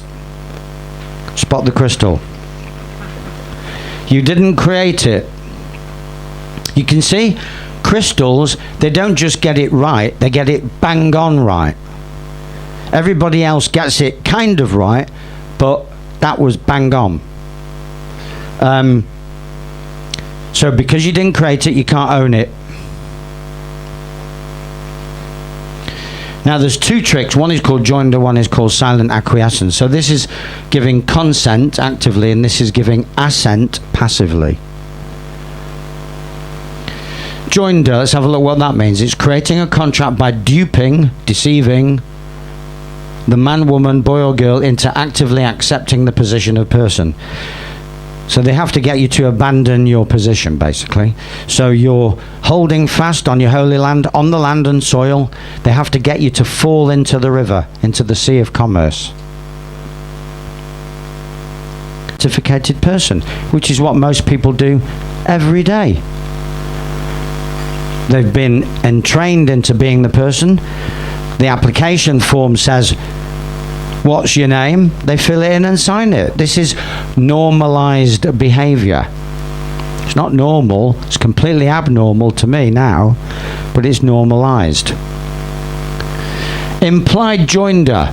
So we've got express joinder. You sign, and there's no ambiguity. Implied joinder comes in 3 forms. There's verbal. Answer a question. You're surrendering authority. You're taking up the position of person, which is the lowest rank on the ship of commerce. If you weren't the lowest rank, you wouldn't be answering a question, because only the low ranks feel the need to obey and answer the question. So when the police officer says, what's your name? If you give a name, you have just surrendered authority to the government through that police officer. Am I obliged to answer that question? Is how I would approach that. One of the ways. And there's no obligation because you haven't signed anything. Non-verbal joinder. Complying with a request. Would you step out of the car, please? Don't step out of the car. That's how you get into trouble. You stay in your domain. The car is your domain. If they need information, you can hold it up with your driver's license. This is one of my students did this recently, and he used to be a High Court enforcement agent himself, but he just held up his driver's license, not giving joinder because he's not saying anything. He's just saying, there you go, if you want information, he didn't even say that because I said don't say anything. Just hold it up. And they can read it through the window, put the window 1 inch down so you can hear them. and you don't get out of the car. You just give them the information. It's a routine RTA, Road Traffic Act check, which they're entitled to do. And I've had it done to me when I was giving a talk, tier 3 or tier 4 lockdown, and a crowd like this. There was a bang at the door, and they said, "Oh, it's the police." So I just said, "Keep the door shut," and the police never got in. It's that simple. Everything is simple. They can't break the door in. They would go to jail for breaking the door. We're having a meeting. We're not plotting a drug cartel. See what I mean? We're just having a meeting like this. Where's the criminality in this? However much you disagree with me, right? So we kept them out. Now, sure enough, the police being the police, after we'd all finished, we went outside. They're still there. That day, we were in the Lake District. There was no police available for emergencies. They were all outside our talk. Couldn't get in. And as we went out, evening, all nice and cordial, but they got their own back by stopping about 5 of us for road traffic issues. We got held up for 5 minutes, and there you go. There you go. That's how. Just stay calm, stay cool, stay collected. You don't open the door. Don't be scared. See, everyone gets, it's natural reaction. Someone's bang. They know they won't bang all night. They just bang 3 times. They've got a rule of 3. Going, gone. Open up. Oh, fuck it. And in fact, they didn't even say open up. That would have been a breach of the peace. If they open their mouths, they're in breach of the peace. So they knew that, so they just banged on the door. So, we could have arrested them for breach of the peace. That would have been fun. 80 of us arresting 20 of them. And they wouldn't have been able to bring reinforcements because they were the only officers on duty that night in the Lake District. We would have won that one. Right. Remote joinder. Answering rather than returning mail addressed to the legal fiction person. So this is remote. So you get a letter addressed to the legal fiction and you do the normalized thing, which to open it and answer it. Well, you just give them joinder. There are ways out of that, but you have to have been trained in the ways out of it. If you just answer it in the normal way, I'm so offended that you think I've been blah, blah, blah. You've not given me enough blah, blah. But you're answering as the person. So they've got you. So there will be potential escalations. And to add insult to injury, if you've opened mail addressed incorrectly if they haven't put a postage stamp on it and a proper address on the envelope and a return address on the back, then they are in postal fraud. Because they're putting the mail outside of the Universal Postal Union, which has its own rules. Based in Bern, no one ever tells us about this. You can transcend their activities by making yourself a postmaster. So you can affix a postage stamp to pretty much anything, and you sign it, you become the postmaster of any contractual issue. But I haven't got time to go into that, and I'm only just starting to action this technology myself because I've used other remedy up till now. Because they're in postal fraud, using franked mail rather than legitimately posted envelopes, because why I say fraud is because it's the postage stamp that puts you within the Universal Postal Union Constitution, which is where you have your remedy. So without the postage stamp, they're depriving you of the contractual remedy.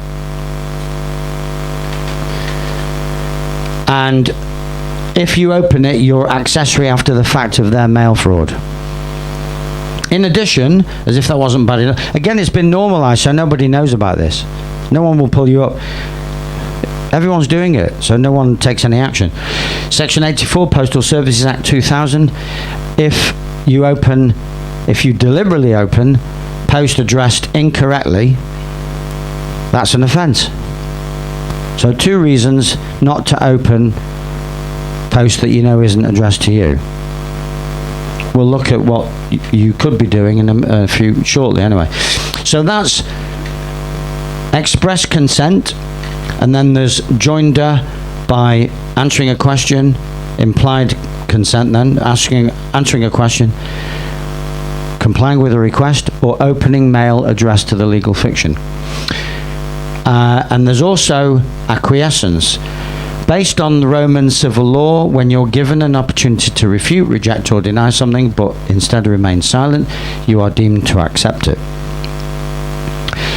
Because increasingly, Roman civil law, it's already taken over Europe, and it's seeping into this country, which it runs a presumption of guilt rather than that's what all these magistrates' courts events are. They're operating Roman civil presumption of guilt. That's why it's a waste of time going to a magistrate's court. Postal communication, anything they send us by post is an offer to contract. And under universal postal law, you have a 72-hour period of grace to make up your mind and reject or decline the offer.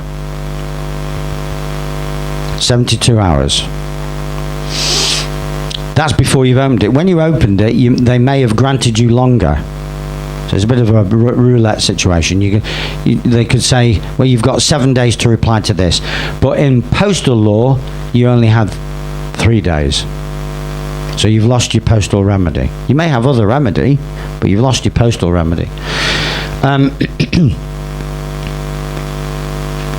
If we sit on mail for over 72 hours, the principle of silent acquiescence kicks in.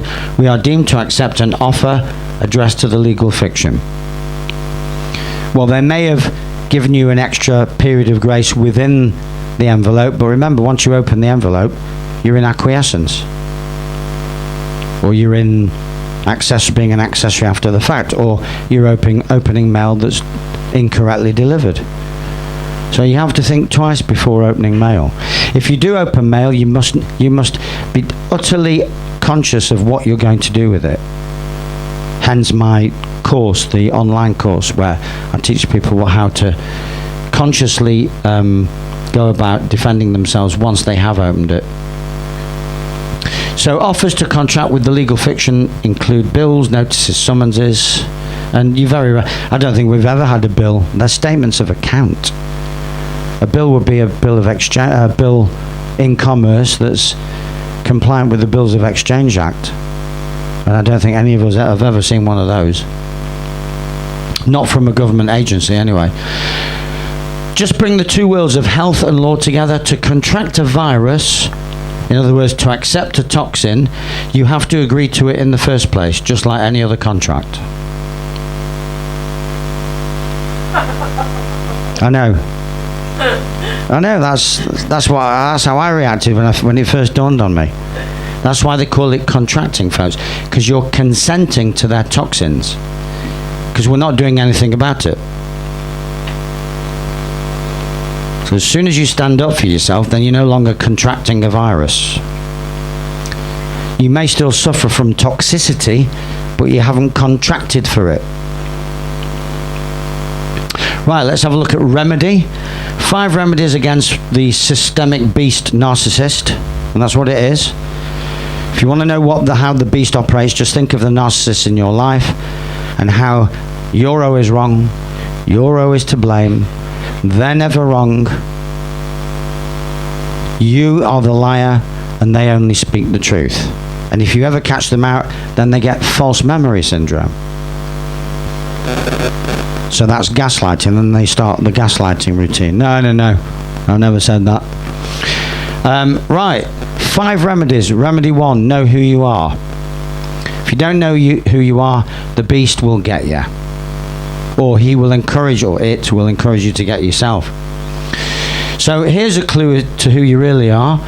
In this cosmic trust triangle, the PC, the prime creator, settled some real estate, some sacred space known as Earth, and our mother, as trustee, said, all right, thank you for that, and I'll look after it for your boys and girls. For our boys and girls, really. Sacred Holy Mother, Holy Father, and all that. So that's the sacred trust, the eternal trust. So your status not only is beneficiary under their trust because they created funds with your name on it from your birth bonds, because you're the value. But your status is under the cosmic trust as a beneficiary of everything that's on the planet. So doesn't that lead you to wonder why you're paying for your gas, electricity, water, and God knows what? They're your entitlements from birth.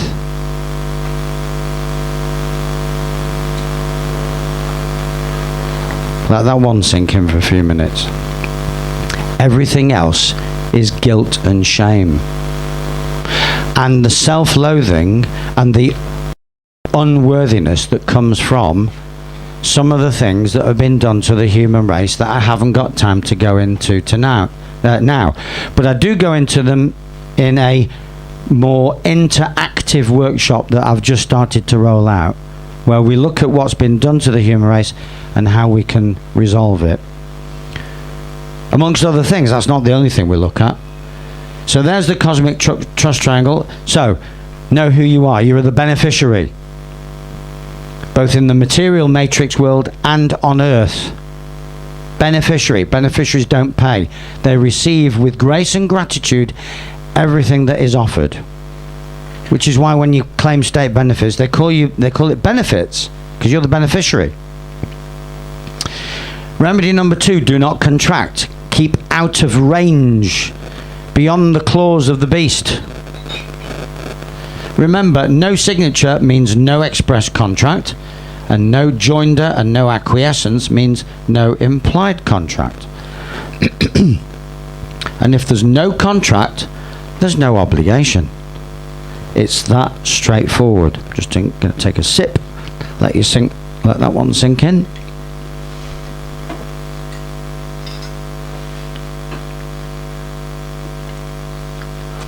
Now that simple truth has got to get past decades of bullshit.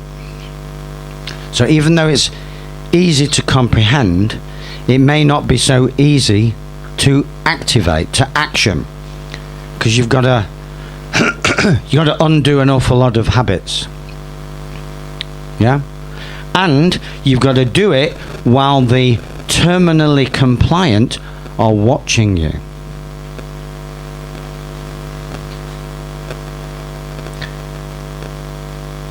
It's a tough job, but someone's got to do it, haven't they? So where is the obligation to do any of these? Answer questions, we've looked at that. Take tests, take an injection, wear a mask. See, at school you were given tests, just academic tests, and you felt obliged to take them. You weren't obliged to take them. You didn't have to take them, but you thought you did. It was normalised. Fill out a form. 7 years ago, my company collapsed when I was defunded from going into schools, because what I was doing in schools was working too well for the kids, and so the teachers regarded it as an existential threat. So I was soon defunded. So someone tipped off someone who tipped off someone. Get this guy out of schools. The kids love what he's doing too much. Hence the book. It led to me writing the book, School No Place for Children. So, long story short, my company was defunded, so I had no income stream, but the Inland Revenue, I had spoiled them. Every year I was like a obedient little boy, filling out their returns and sending them off. Fortunately, I had a bent bookkeeper, so I was paying bugger all tax. Very little. Very little. And and one day I thought, well, I've got no income stream, so why am I filling out these forms? I just felt wrong. So I let it slide, and I'm picking up these fines and penalties, which I've not contracted for. That's my current awareness. But I just thought, back in the day, before I woke up to all of this, I just thought, it doesn't seem right, doesn't seem fair. They want funding that I just haven't got. And they want me to fill out a form that I can't be asked to fill out, because it's, why would it? Anyway, so three reminders later, the fine was now up to £1,000. But by this time I'd done some serious research, and I wrote back saying, well, I don't know why you're writing to me, because I've gone private. I'm working privately with men and women, boys and girls. And they wrote back cancelling all the penalties, and I haven't heard back since. So all you have to do is know who you are, and know that they need a contract. And know that if you don't offer them a contract, they go away. So, social distance, stay at home. There's still some people haven't come out, you know. Some people have not come out. They went back indoors in March of 2020. Some people have not come out yet. That's scary, isn't it? And they may never come out now. Of course it is, yeah. Where's the obligation to close your business, pay taxes and fines? These are contractual things. Council tax, income tax, they're contractual. Just ask the appropriate bodies. Happy to pay if you can show me where the contract is that I have signed. Register anything for anything, no obligation. If you register something, as long as you're aware that you're giving authority over it away to the government, then carry on registering. So this is the kind of thing that you can get up to once you know that you don't wish to contract. You just send it back. Return to sender. If it's opened in error, then put that. Returned for cause without dishonour in commerce. You're returning for cause because you are aware that it would be mail fraud to well, it would be aiding and abetting or being an accessory after the fact of mail fraud, and also an offence under Section 84 of the Postal Services Act 2000, and no dishonour in commerce because you're doing it in a timely manner. So ideally you do this within 72 hours. But you'll get, they have a rule of 3, so if you let one slide, then you'll get another one. You can return that within 72 hours. And if you let that one slide, you'll get a third one.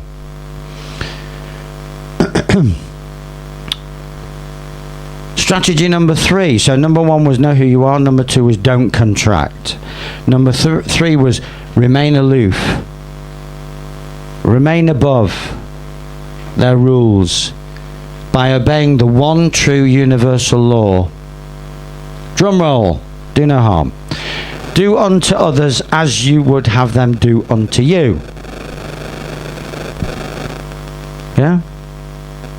If you are harmless, no harm can come to you. May sound unlikely, but when I was arrested on the day I became the people's lawyer, they could see that I'm harmless and peaceful, so all they did was put 2 fingers on my forearm, and me and this police officer like minced off like 2 gays getting married. It was peaceful. It was actually blissful because I thought, it wasn't the first time I've been arrested, but it was the first COVID incident, and I thought, I'm walking my talk here. I can teach this later on. Teach how to be arrested peacefully. Nice. Now the other 2 people who were talking and committing the heinous crime of giving information to the public, one of them fought like a dog, although she's a woman, and she got sat upon by 5 officers. And another one legged it, and he got charged with assault. But I was the one that stayed peaceful and calm, and I was de-arrested in minutes. There was no paperwork done. I was just taken out of sight because they run this optical operation. They've got to make the normies think that we are criminals and that they are doing something about crime. See how it works? It's got nothing to do with policing. It's about shepherding. It's about sheepdogs and shepherds and sheep, and yeah. Do no harm. By remaining harmless, no one is above you at law. No one is ever above you at law, as long as you're harmless. We're all equal under the law. No one above us, no one below us. And you retain your innate mastery. So that's another status. Innate means you're born with it. What do you mean I'm born a master? Well, even in their system, that's what they give you. That they ascribe that status to you for 7 years after you're born. Master. Boy or girl, makes a difference. If you're a woman, you're a master. You're born a master. The mastery is existential mastery, squeezing a soul and a spirit into a little fetal thingy. If that isn't evidence of mastery, I don't know what is. And then it grows, and you become more and more conscious, and you're now in full control-ish of the cosmos's most amazing biocomputer. The artificial intelligence or the beast narcissist will never emulate. And that's what it wants. It wants to create its own version of humanity, wants its own kids. But we're born with the innate mastery. So you're a beneficiary in their trust funds and under the cosmic trust triangle, and you're the master. But because we're dealing with in the corporate world, you're also a customer, which can work against you because the customer sometimes pays, but then you're paying for a service, so you're quite happy sometimes. But what do they say about the customer? Always right. So let's do our little status correction. The master is law and keeps the peace. So when you keep the peace, stay harmless, you retain your mastery. And you retain your expression of the one true law, which means you're untouchable. When you're the customer, you're always right. When you're the beneficiary, you represent value and you never pay. But because the world is run by criminals, we were never told about this, not properly. We're certainly not told about this, and occasionally they'll let us get away with being a customer, and that's only because the customer pays for the goods or service. Remedy number 4, use the power of the question. The sovereign master does not answer questions unless they know it suits their purpose. You do not answer questions. So you're not back at school when when you arrived late, you hadn't done your homework, you arrived late. Where have you been? Why haven't you done your homework? Why are you late? The correct answer was, actually sir, actually miss, I really don't believe that it's any of your business. Why are you asking? Even if you lied your way out of that, you were still allowing your sovereignty to be degraded. Gradually, like over the years, it just, they chip away at it. So by the time you're faced with a police officer and they're asking you to justify your position, you're back at school. You don't answer questions. You can practice with your family. Someone, what do you have for breakfast today, Mum? Who's asking? Who wants to know? Well, hang on a minute, I was just asking, just being polite, just practicing. This is war. It's like halt, who goes there, isn't it? You don't let someone in, it's halt, who goes there? Who wants to know? Who are you? On what basis are you asking me a question? What's your objective? Am I obliged to answer that question? The 5th remedy is go private. So if you've taken boys or girls out of school and there's no other sensible option now, then it's private by appointment only. Because if the WHO call emergency and your boys and girls are in school, they'll be locked up for hours. They're already having, you know this, don't you? They're already having drills to lock down schools for hours, including overnight. So your boys and girls are not coming home. Just thought I'd tell you that one. They're having drills already. I'm not making this up. They're already having overnight drills. I'm not saying they're keeping the boys and girls in overnight. I'm just saying they're preparing them, when the next pandemic comes, it's all hands on deck. The school shutters go down, and boys and girls have to duck for cover. They could pretend it's some kind of invasion or something, or a pandemic, God knows what. So you pull your boys and girls. I mean, it's getting to a point where you need to pull other people's boys and girls out of school, not just your own. And you put up a private by appointment only notice on the door. And no one can get past your privacy notice. You are the law in your own home. No one gets past the privacy notice. Nobody. They'll only get past it if you leave the gate open like that.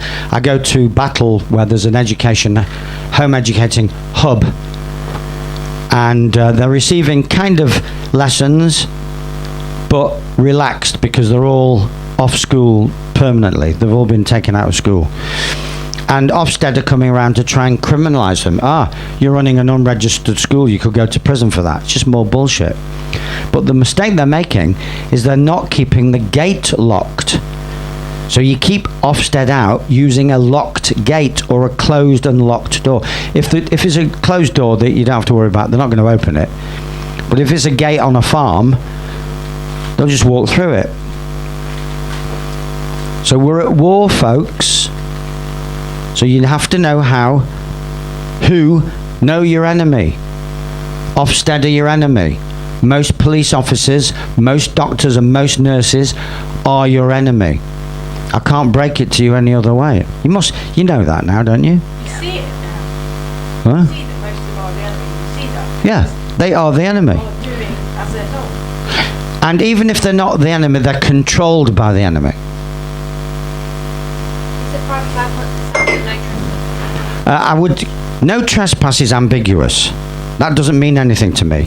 But what means something to me is private, no trespassing. You've got to have the word private in there. No trespassing is too ambiguous. I don't even know what that means. What's trespass? But privacy is obvious. This is private and you don't get past this notice unless you have an appointment. That's when you can charge 20 grand for an appointment. If they want to come and five you 5 grand, you charge them 20 and you'll make 15. If it's a business, then the business must keep going. Cafe, pub, whatever. But it has to go, what they're doing in France, members, private to members only. Right?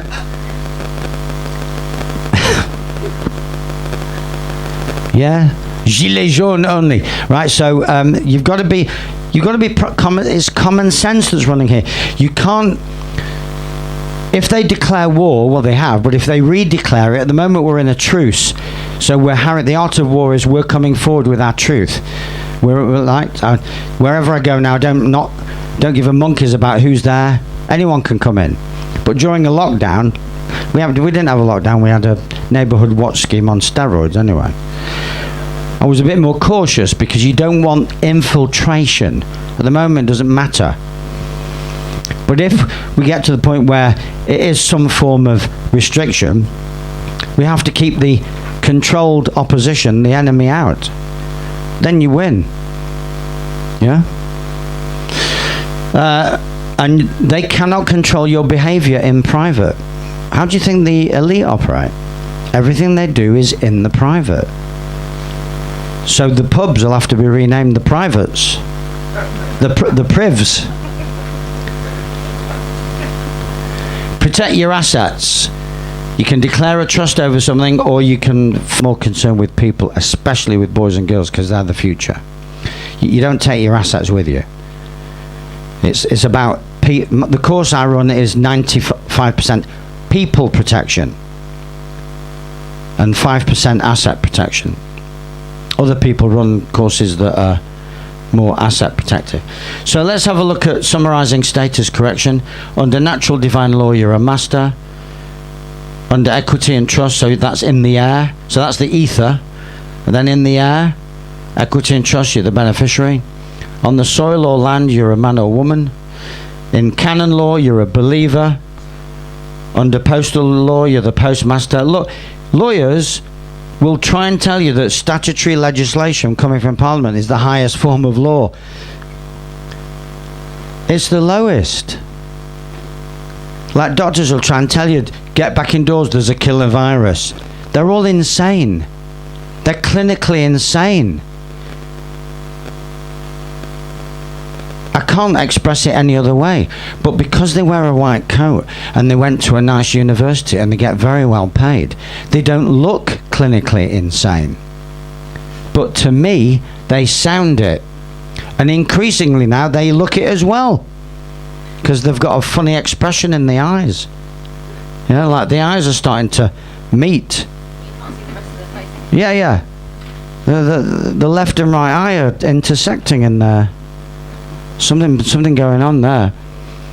Commercial, customer. See, right at the bottom, person, statutory.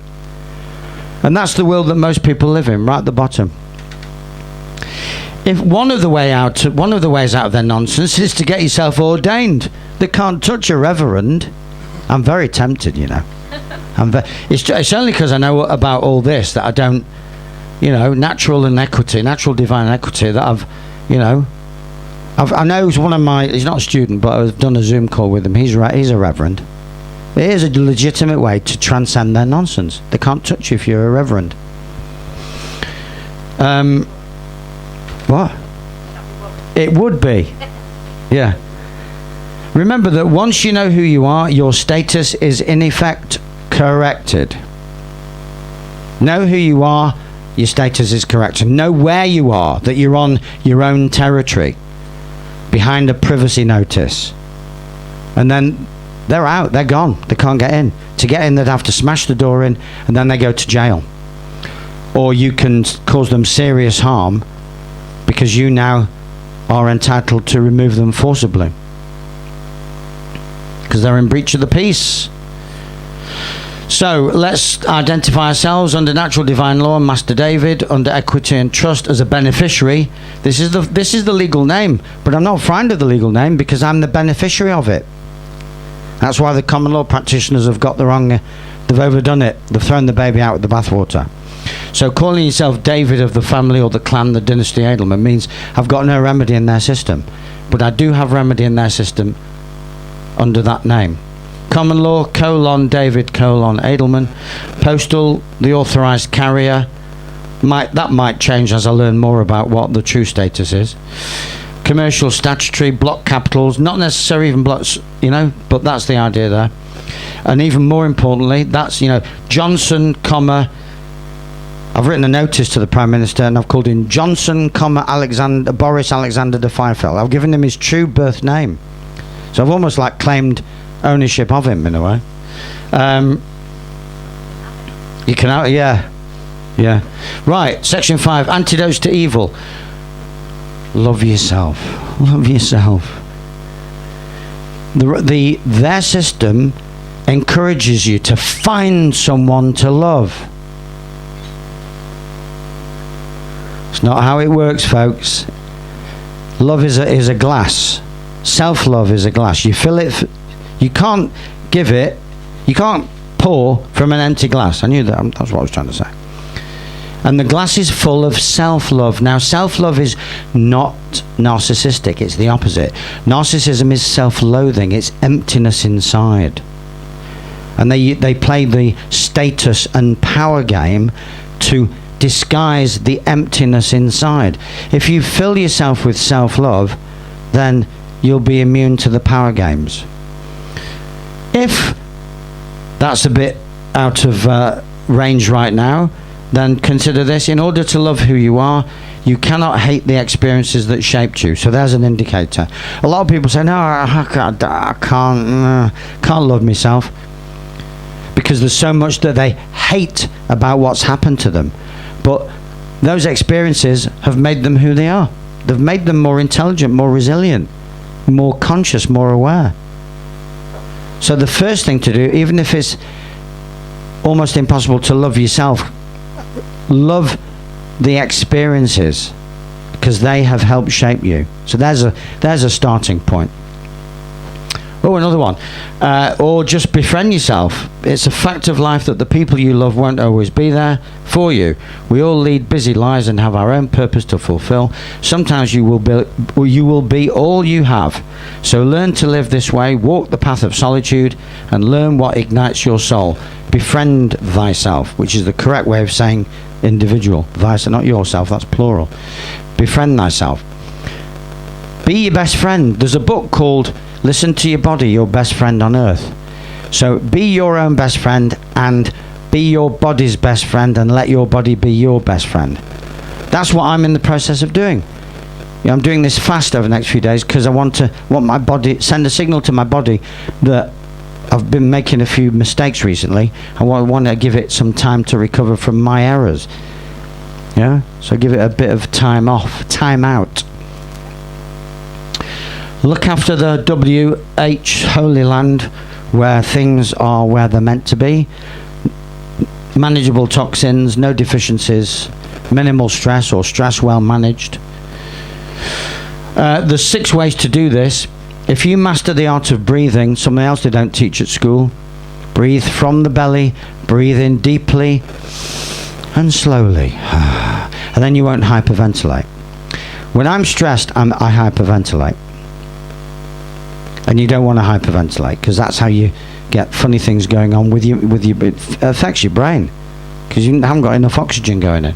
So breathe it, or chi. You breathe in the universal energy, don't you? Breathing in prana, chi. Call it what you want. Use plasmic water. Something else they don't teach you at school. There's 4 densities of water, not 3. What do you think the sky's made of? What do you think our blood is made of? What do they call blood in hospital? Plasma. We're plasmic. That's why we don't melt in the sun or freeze in the ice. So you want to structure your water. You want to clean it. So when it comes through the tap, it's good to kill you. Maybe not kill you immediately, but it'll kill you eventually. And so you want to clean it up. But I use a Berkey gravity filter. And then you want to structure it. So you pass it through a spiral device. You can get them online. Or use a funnel with a little twiddly bit at the end. Spiralizing, restructuring. You animate the water. So you don't just clean it, you animate it. You bring it alive as if it was spring water. If you live on a farm, then you could just drink spring water or well water. But I'm assuming that you don't, and therefore you want to do something to your water. One of the reasons why I never get tired is because I drink structured, cleansed and structured water.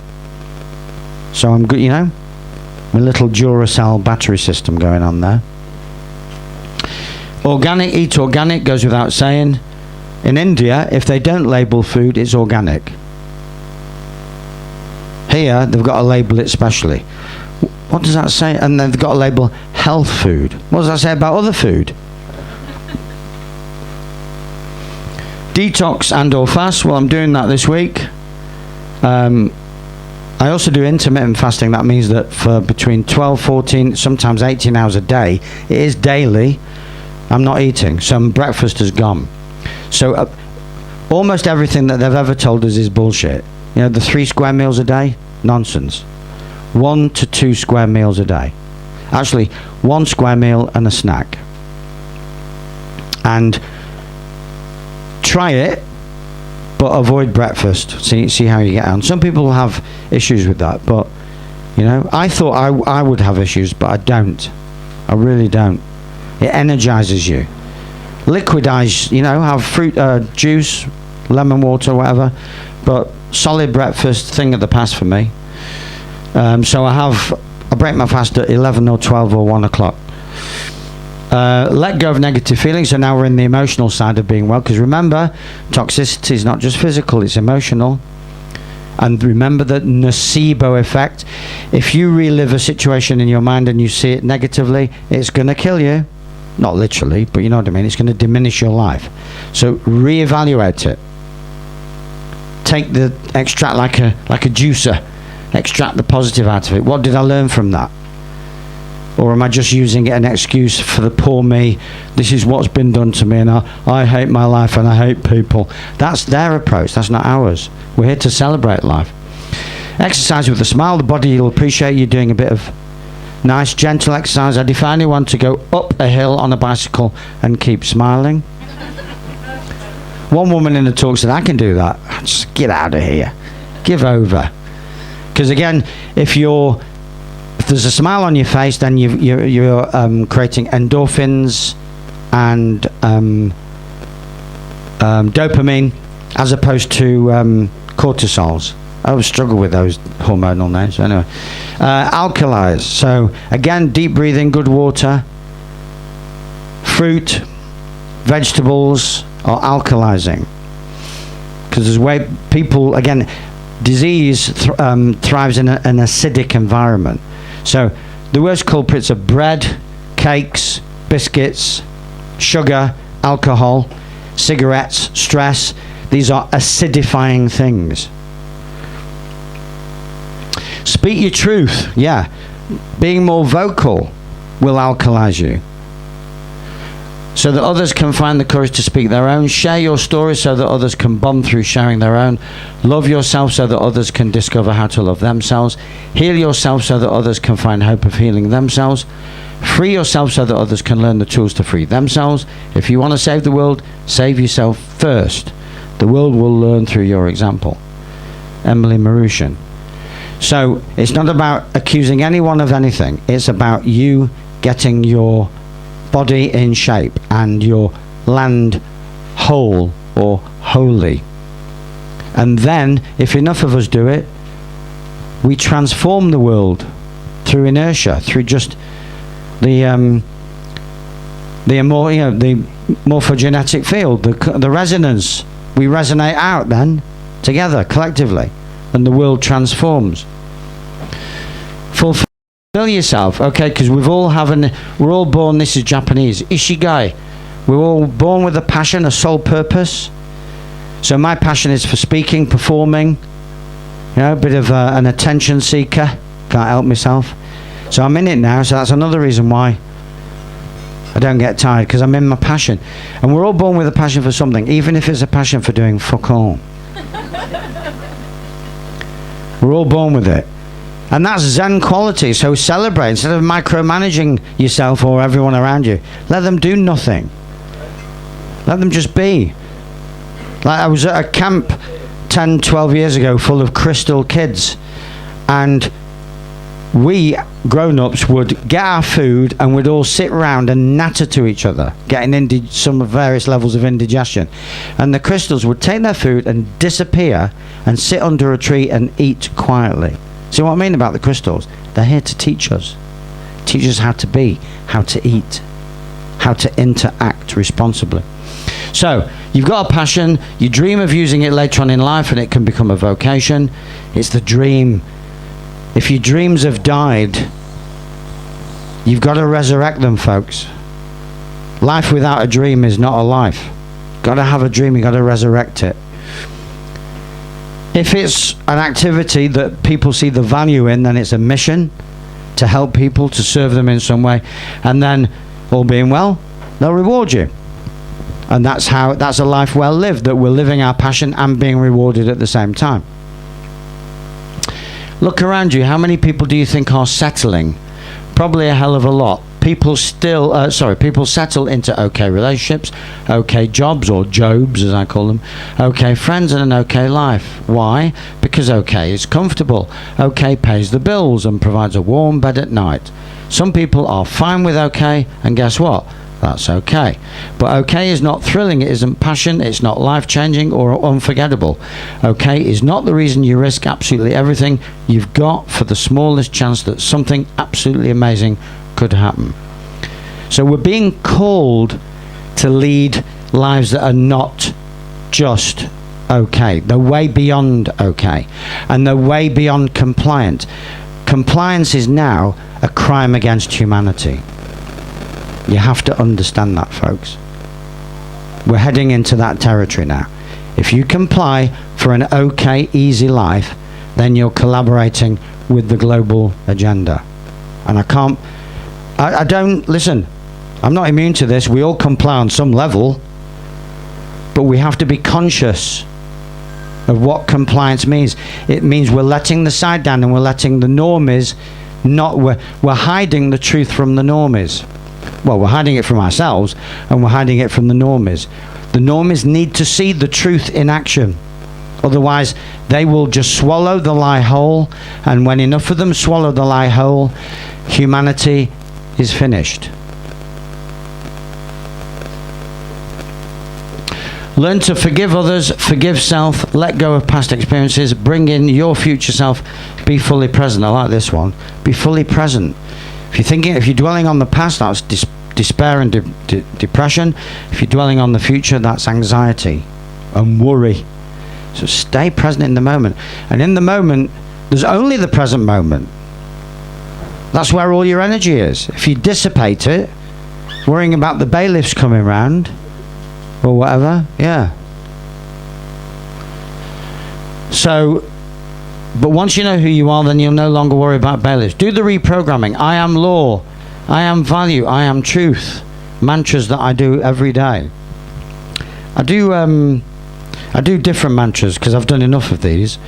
But these are definitely recommended, these to get you going, to begin to activate the truth inside of you. You've got it inside of you, now you've got to activate it using the power of the mantra. and the power of the repeated mantra. I used to think it was 3 times. It's actually 5, because you need 3 establishes truth and another 2 help you uncover the lie and undo it in your system.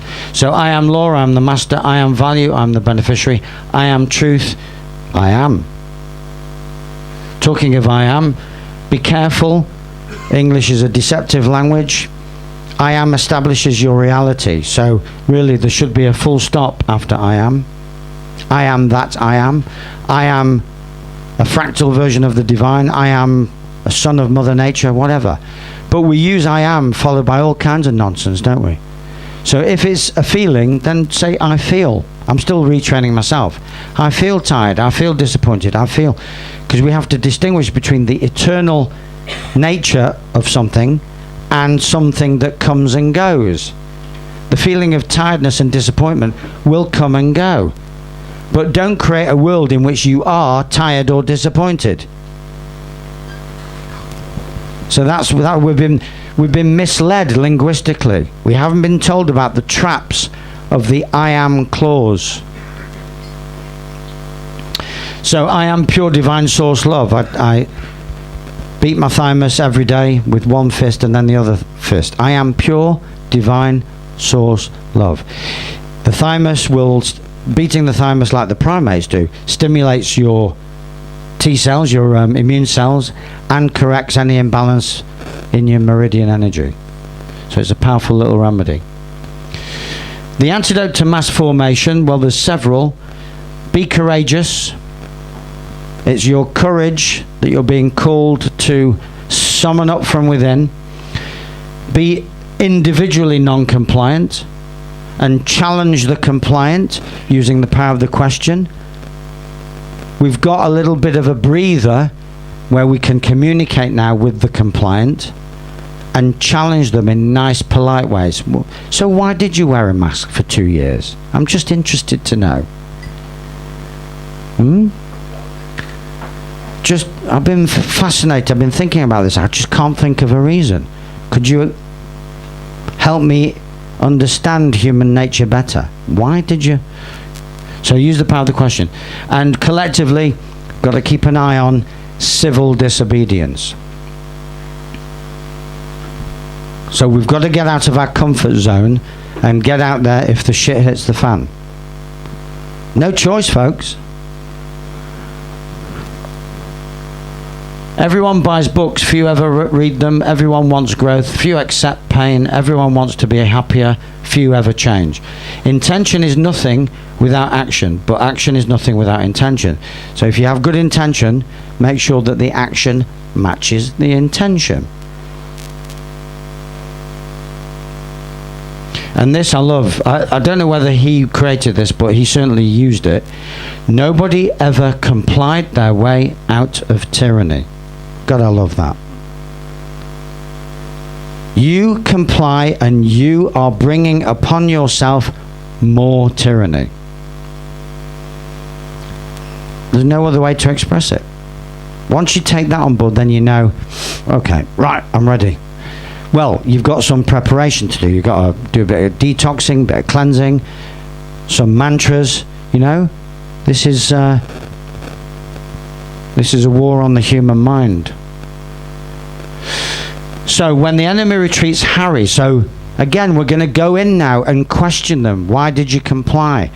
Why have I not seen you for 2 years? Why is your mum or your granny not seen you for 2 years? Just get in there. You've got to make them question themselves. No accusations, no judgments. Just use the power of the question. Some people saying that, you know, the magistrates are now dropping dead because of the jabs. They need more magistrates. They need more counsellors. Get in there. Yeah, why not? I wouldn't. Well, I'm too well known, I think. They wouldn't, you know, I've been told, forget it, David. They'll see you coming. But get in there. Get the truth into the system. Why not? Because they're running out of magistrates. Before you know it, there'll be about 10 or it's about 120 left in the entire country. So I found that was a bit shocking.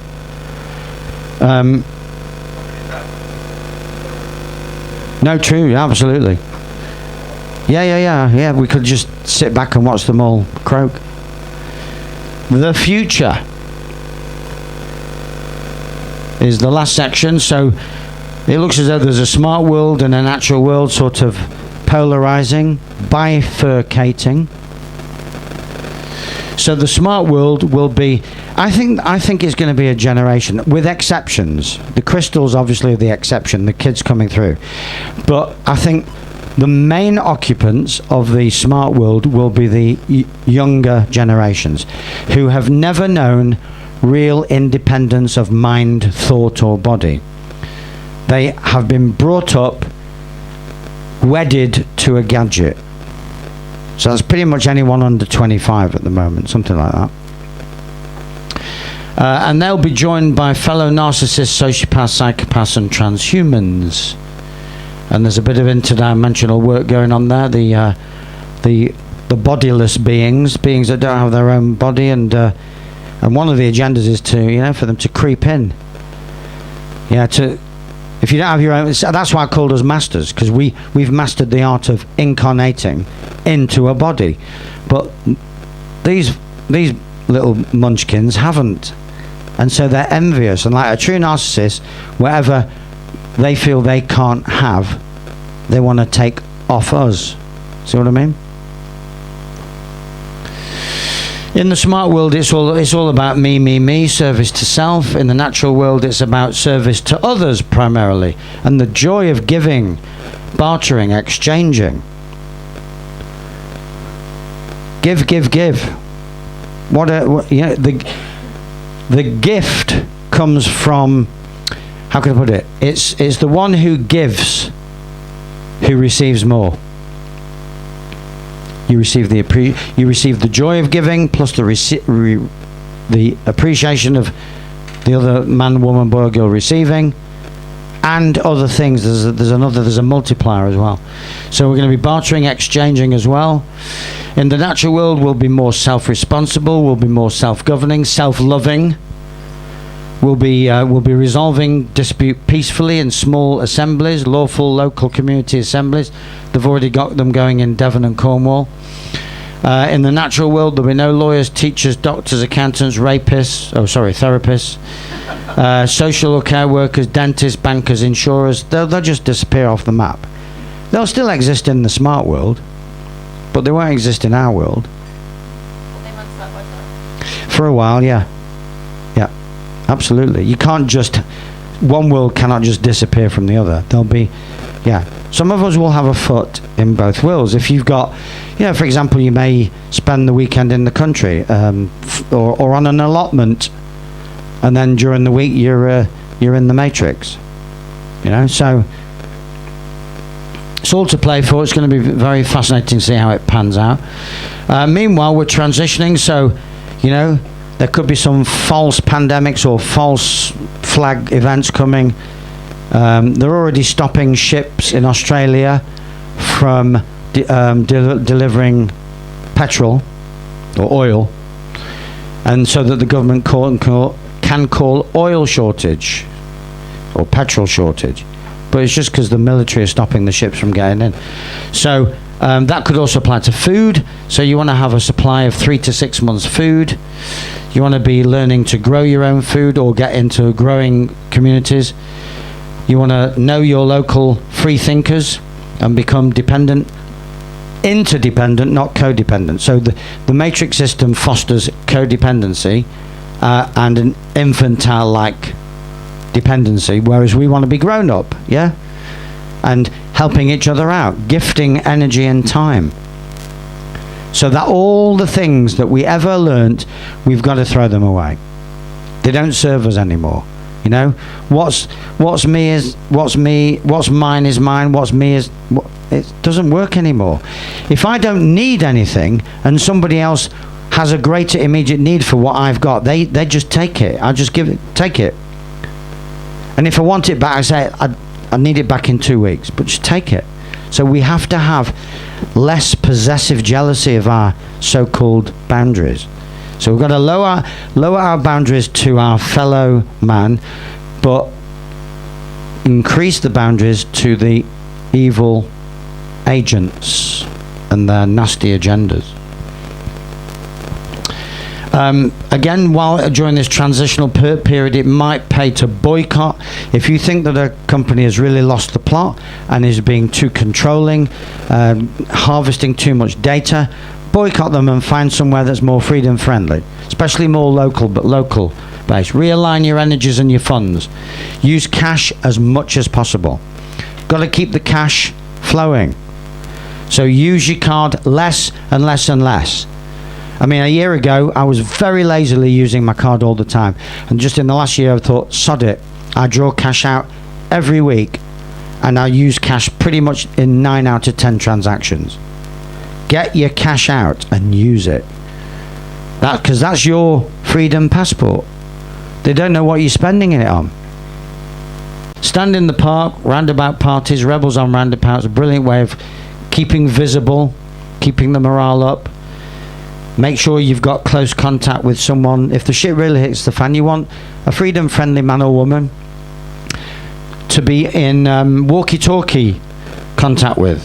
So you've got to practice your walkie-talkie strategies. Get yourself walkie-talkies and learn that there's 16 free channels. Yeah, you can get them. I've got a Baofeng, B-A-O-F-E-N-G 10R, which is 10 watts, more powerful than they allow, but I don't give a shit. Walkie-talkie, yeah. And with a strategic aerial, you can get a good few miles out of that in coverage. Difficult, whatever walkie-talkie you've got in a built-up area, but if you can find some flat land and be part of a freedom cell.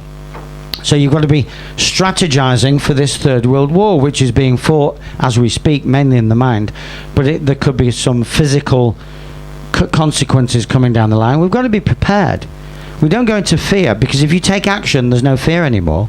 It's fear that freezes you, but you can unfreeze it, and therefore the fear goes once you're taking action. If you know you're ready for the future, no need to fear. So there's got a red alert here. You're the only one in your immediate vicinity not masking or following other mainstream protocols.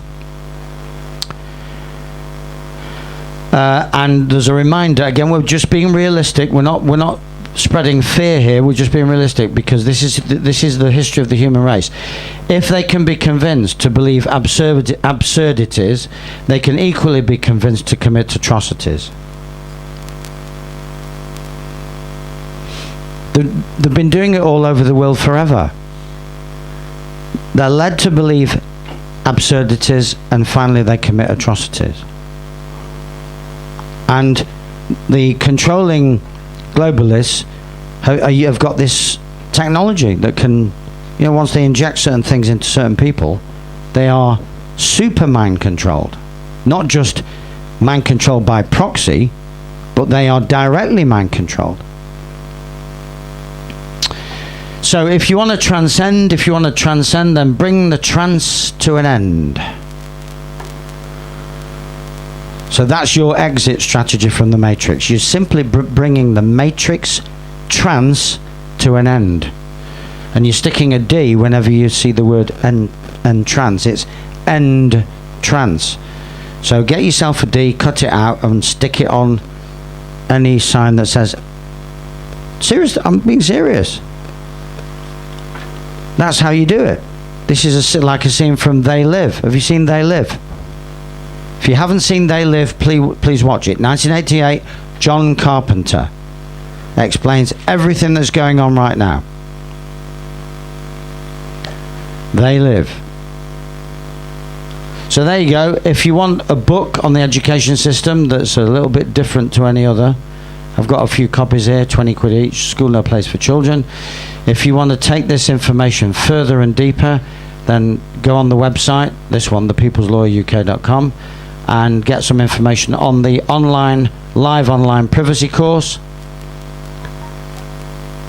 And then we have People's Lawyer's got a Telegram, a YouTube, and a BitChute presence. On YouTube it's called The People's Lawyer UK, because if you just click in People's Lawyer, you'll find an American who's got beat me to it, because I've only been the People's Lawyer for about 18 months. I've no idea how long he or she, I think it's a he, has been the People's Lawyer. So it's People's Lawyer UK on YouTube. So the other thing I was going to announce, I'm not going to put any details on screen, but basically it's a statutory rejection notice. And if you go on my website and go on the free resources page, free downloads page, you'll see it right at the top of the page.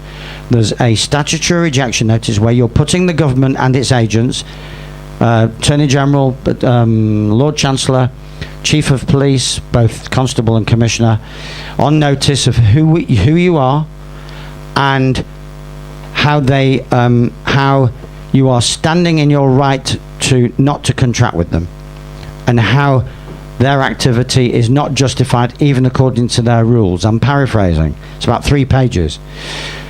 And that, if 1 million or 2 million of us do it, that will send out a very powerful message. You're not threatening them with anything. This is what the difference is between this and other notices that have gone out to chief constables and to Boris or whatever. Too many threats. You can't threaten these people. They just rise above it, or they hide from it, or they get replaced. So there's no point in threatening with them. But what you can do is you stand in your power and you serve notice that their legislation, you will reject it. So you're giving them a pre-statutory warning. Because you remember under the postal system, or you have a 3-day grace period. So if they issue a statute, you've got 3 days to reject it. Well, you're actually preempting that process. If they do put something on the statute book, then within 3 days you reiterate your notice. You'll find it, there's 2 versions. One is biblical with reference to God and a couple of biblical references, and then there's a secular one for those who don't do Bible or God. Right?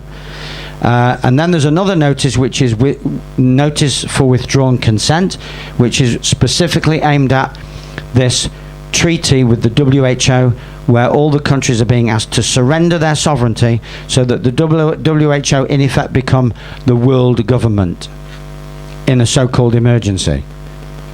So again, we're giving them notice of rejection, and it's actually a treason notice as well, because when you surrender the authority of the people to an outside alien agency, organisation or nation, that's treason. So I have mentioned that, and I just said, by the way, this is treason. You know, no threat, just a statement of fact. So if you go on the website, you'll see those notices. You can email them, copy and follow the instructions, copy and paste, own it. Make sure it's in blue, which is the colour of living Venus blood.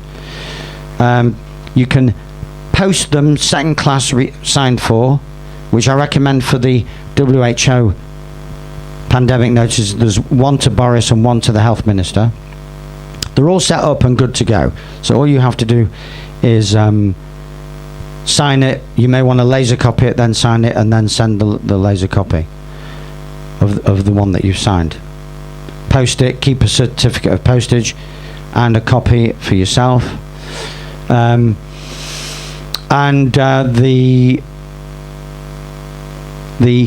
statutory rejection notice, I personally think that can go by email. I've only sent that one by email because we're going to be sending that repeatedly, and the actors are going to swap around, so there's no point in putting someone physically on note with a physical letter. You just got to keep on top of them with email. I don't know how many emails have gone out. I know thousands have, but we want to get it into millions, so we want to build up the numbers. So that link is, you just copy and paste the link into an email and tip someone off to do it, or put it into your groups, Telegram groups, WhatsApp groups or whatever, and get people serving the statutory notices. So that's taking the rallying to another level, because when you're rallying, you're standing in your authority, but you're not expressing it verbally. So you're not putting anyone on notice of anything, apart from the fact that you're a bit disgruntled about something. It's a presence. It's just a physical presence. It's just reminding them that they do have dissenters here, but we haven't verbalized our dissent. So these notices are the verbalization of the dissent, which takes it to another level. And we're writing as we the people, the ultimate sovereign, the masters, the beneficiaries, and you'll see when I sign it off, I sign it under my common law name, and then under the legal fiction name, which is the beneficiary, and I write underneath. You'll see in the template, you write underneath it, beneficiary. I think I'll show how I sign that off in my future talks. But you'll see, if you have any questions, just email me via the website and I'll resolve the questions. I'm going to do a video on it anyway, but I don't know when that video is going to be done. It'll be certainly done in the next few weeks. So there you go. Right, so I was at a meeting recently and there was about 30 of us, and the speaker said to us, and we all went, He said, the reason I'm saying this is because you, and he was looking at all of us saying, you are humanity's last hope. So yeah.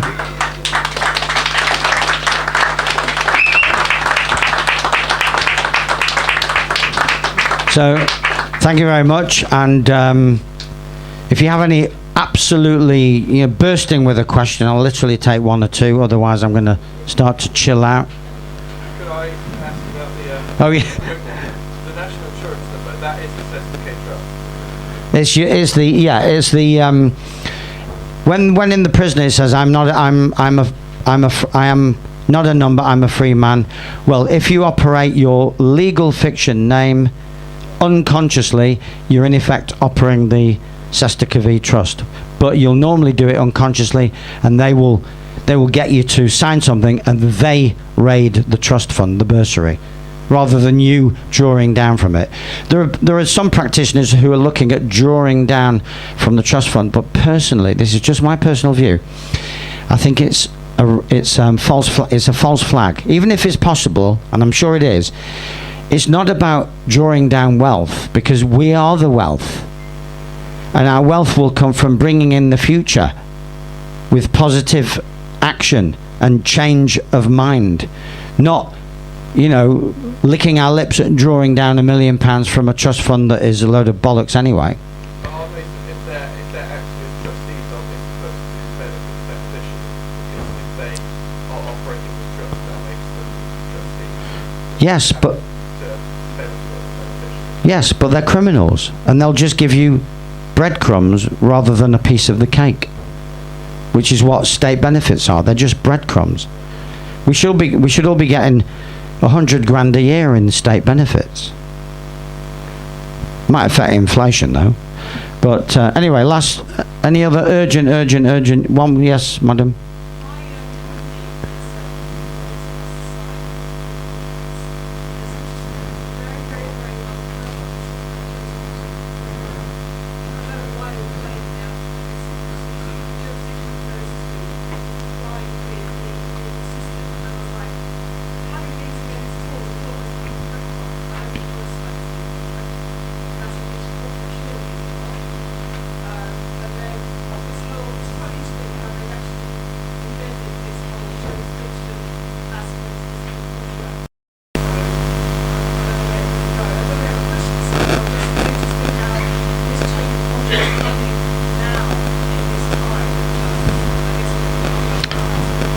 Well, they're dragging you kicking and screaming back into the matrix.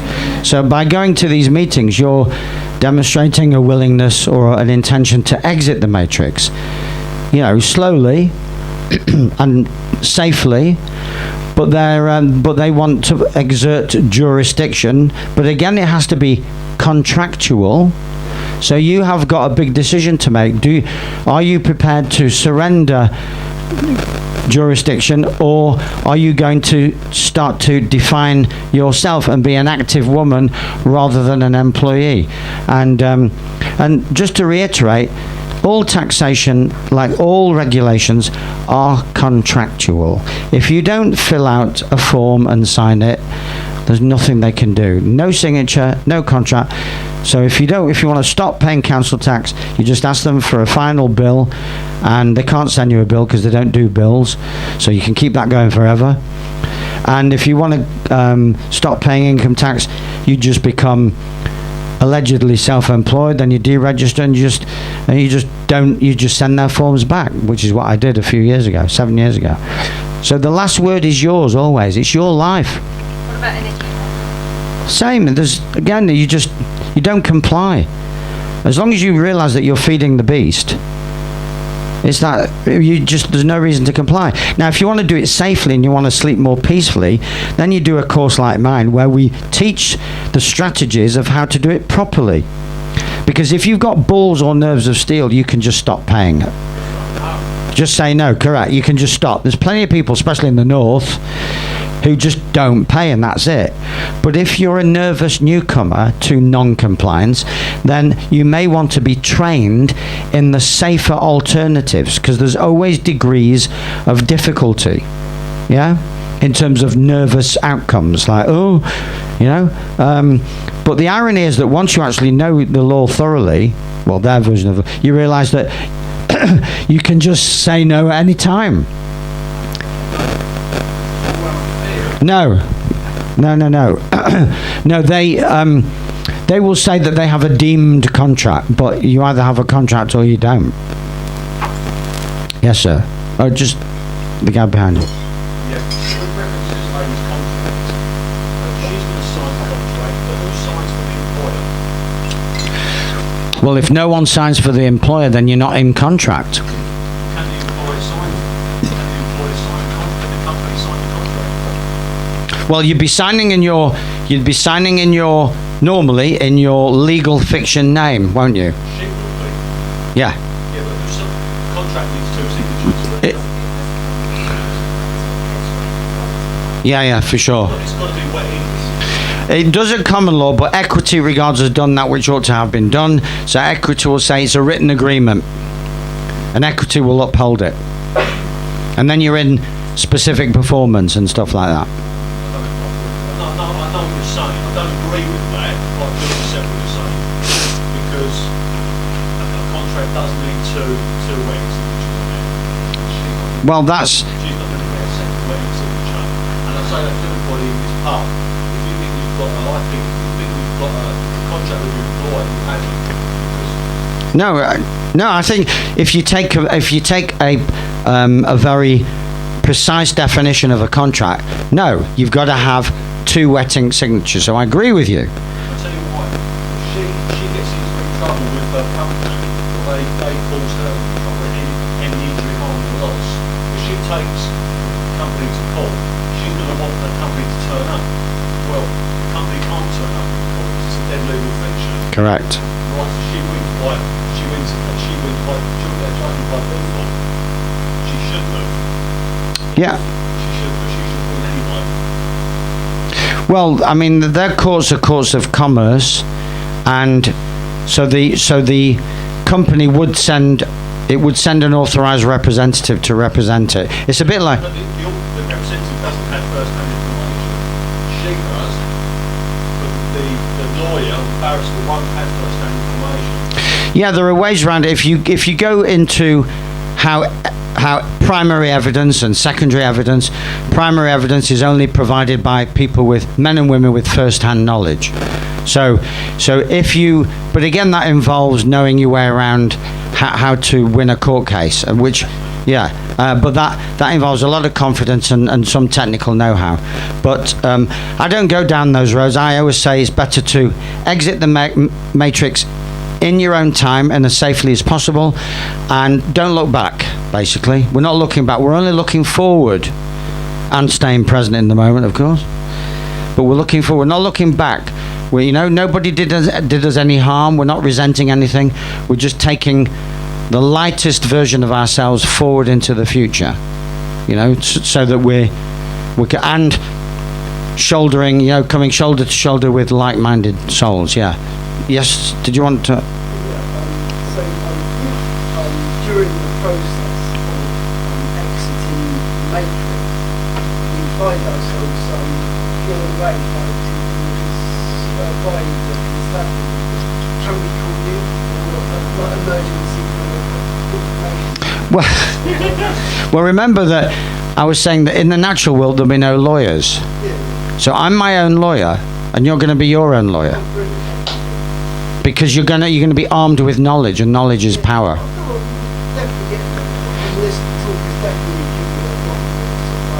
Confidence.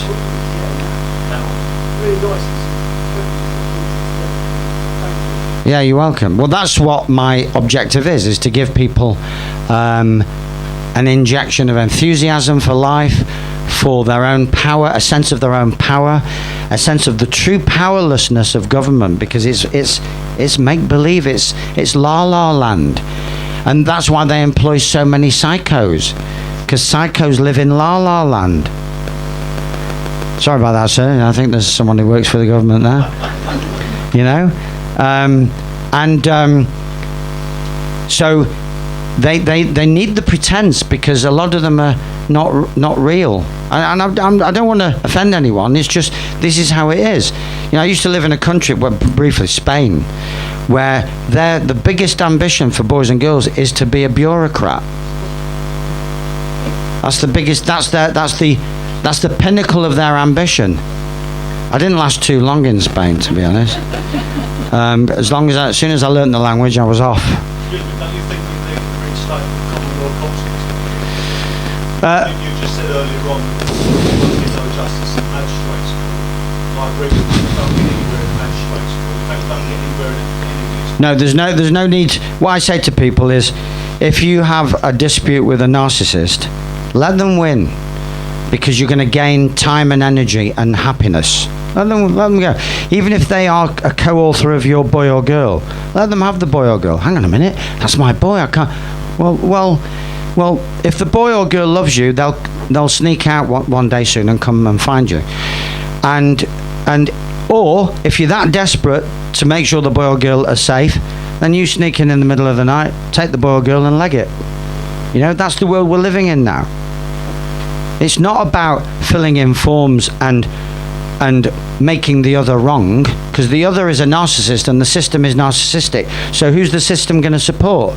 You or the narcissist?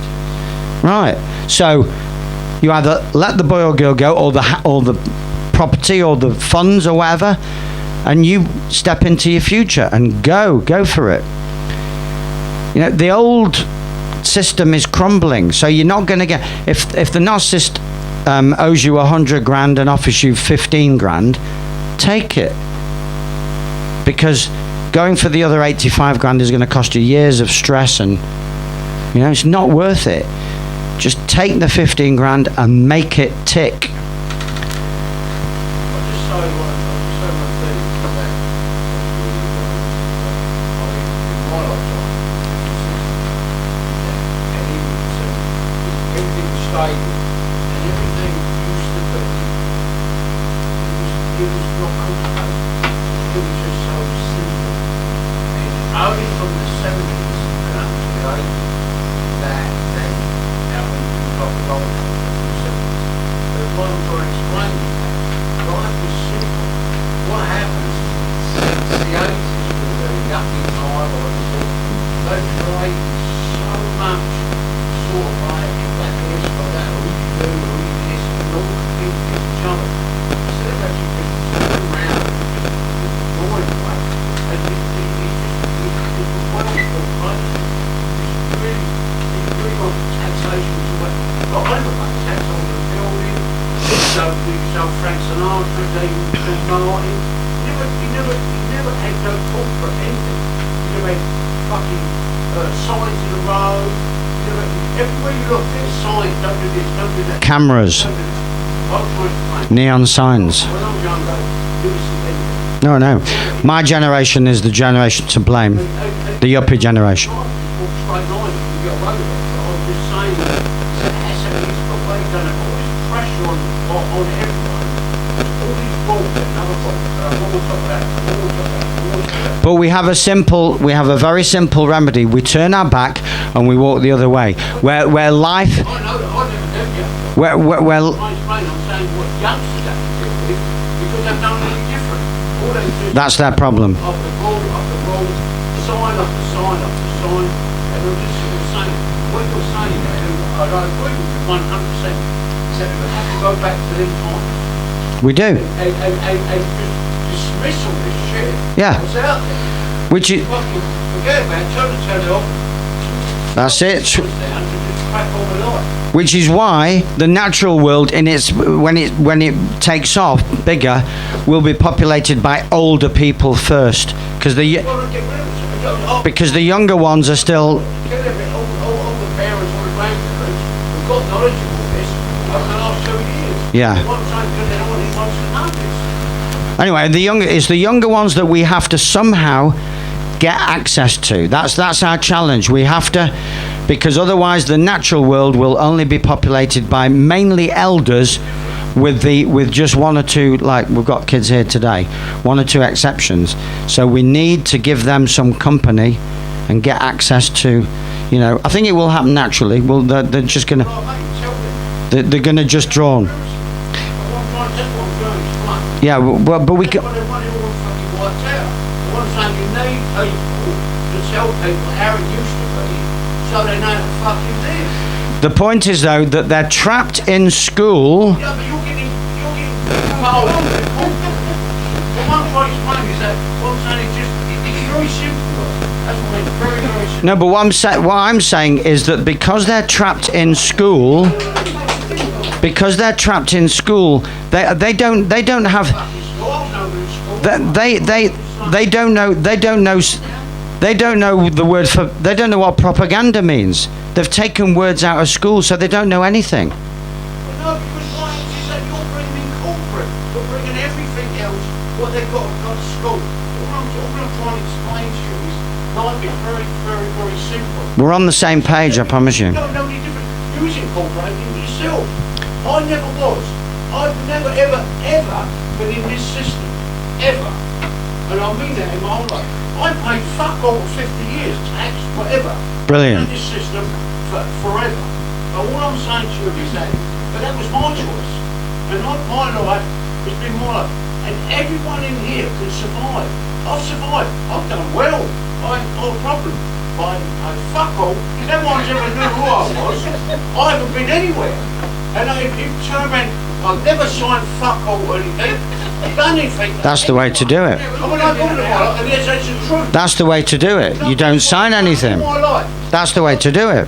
But I never used to tell anyone what I'd done.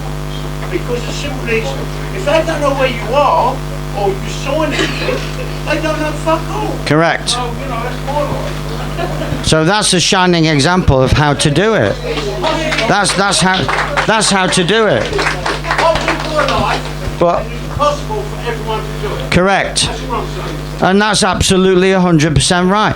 But I love what you said tonight, just sort of saying my thing. no. But what? You know what? I've never said that to anyone. I've been outside the system. What we need the youngsters to meet people like him. But they don't get access to people like him because they're trapped. Yeah, but they'd also think it was ridiculous. Some of the because they graphics can't you see showed the are very relevance. useful. It's going to be online. Yeah, they're gonna do a. Yeah. Some of it is already on Disclosure 2021, but this is Disclosure 2022. Yeah. Some of the things. So it will be an online video, but we're going to do a formal video of it in the next six to 8 weeks. Okay, folks. Thank you very much, and.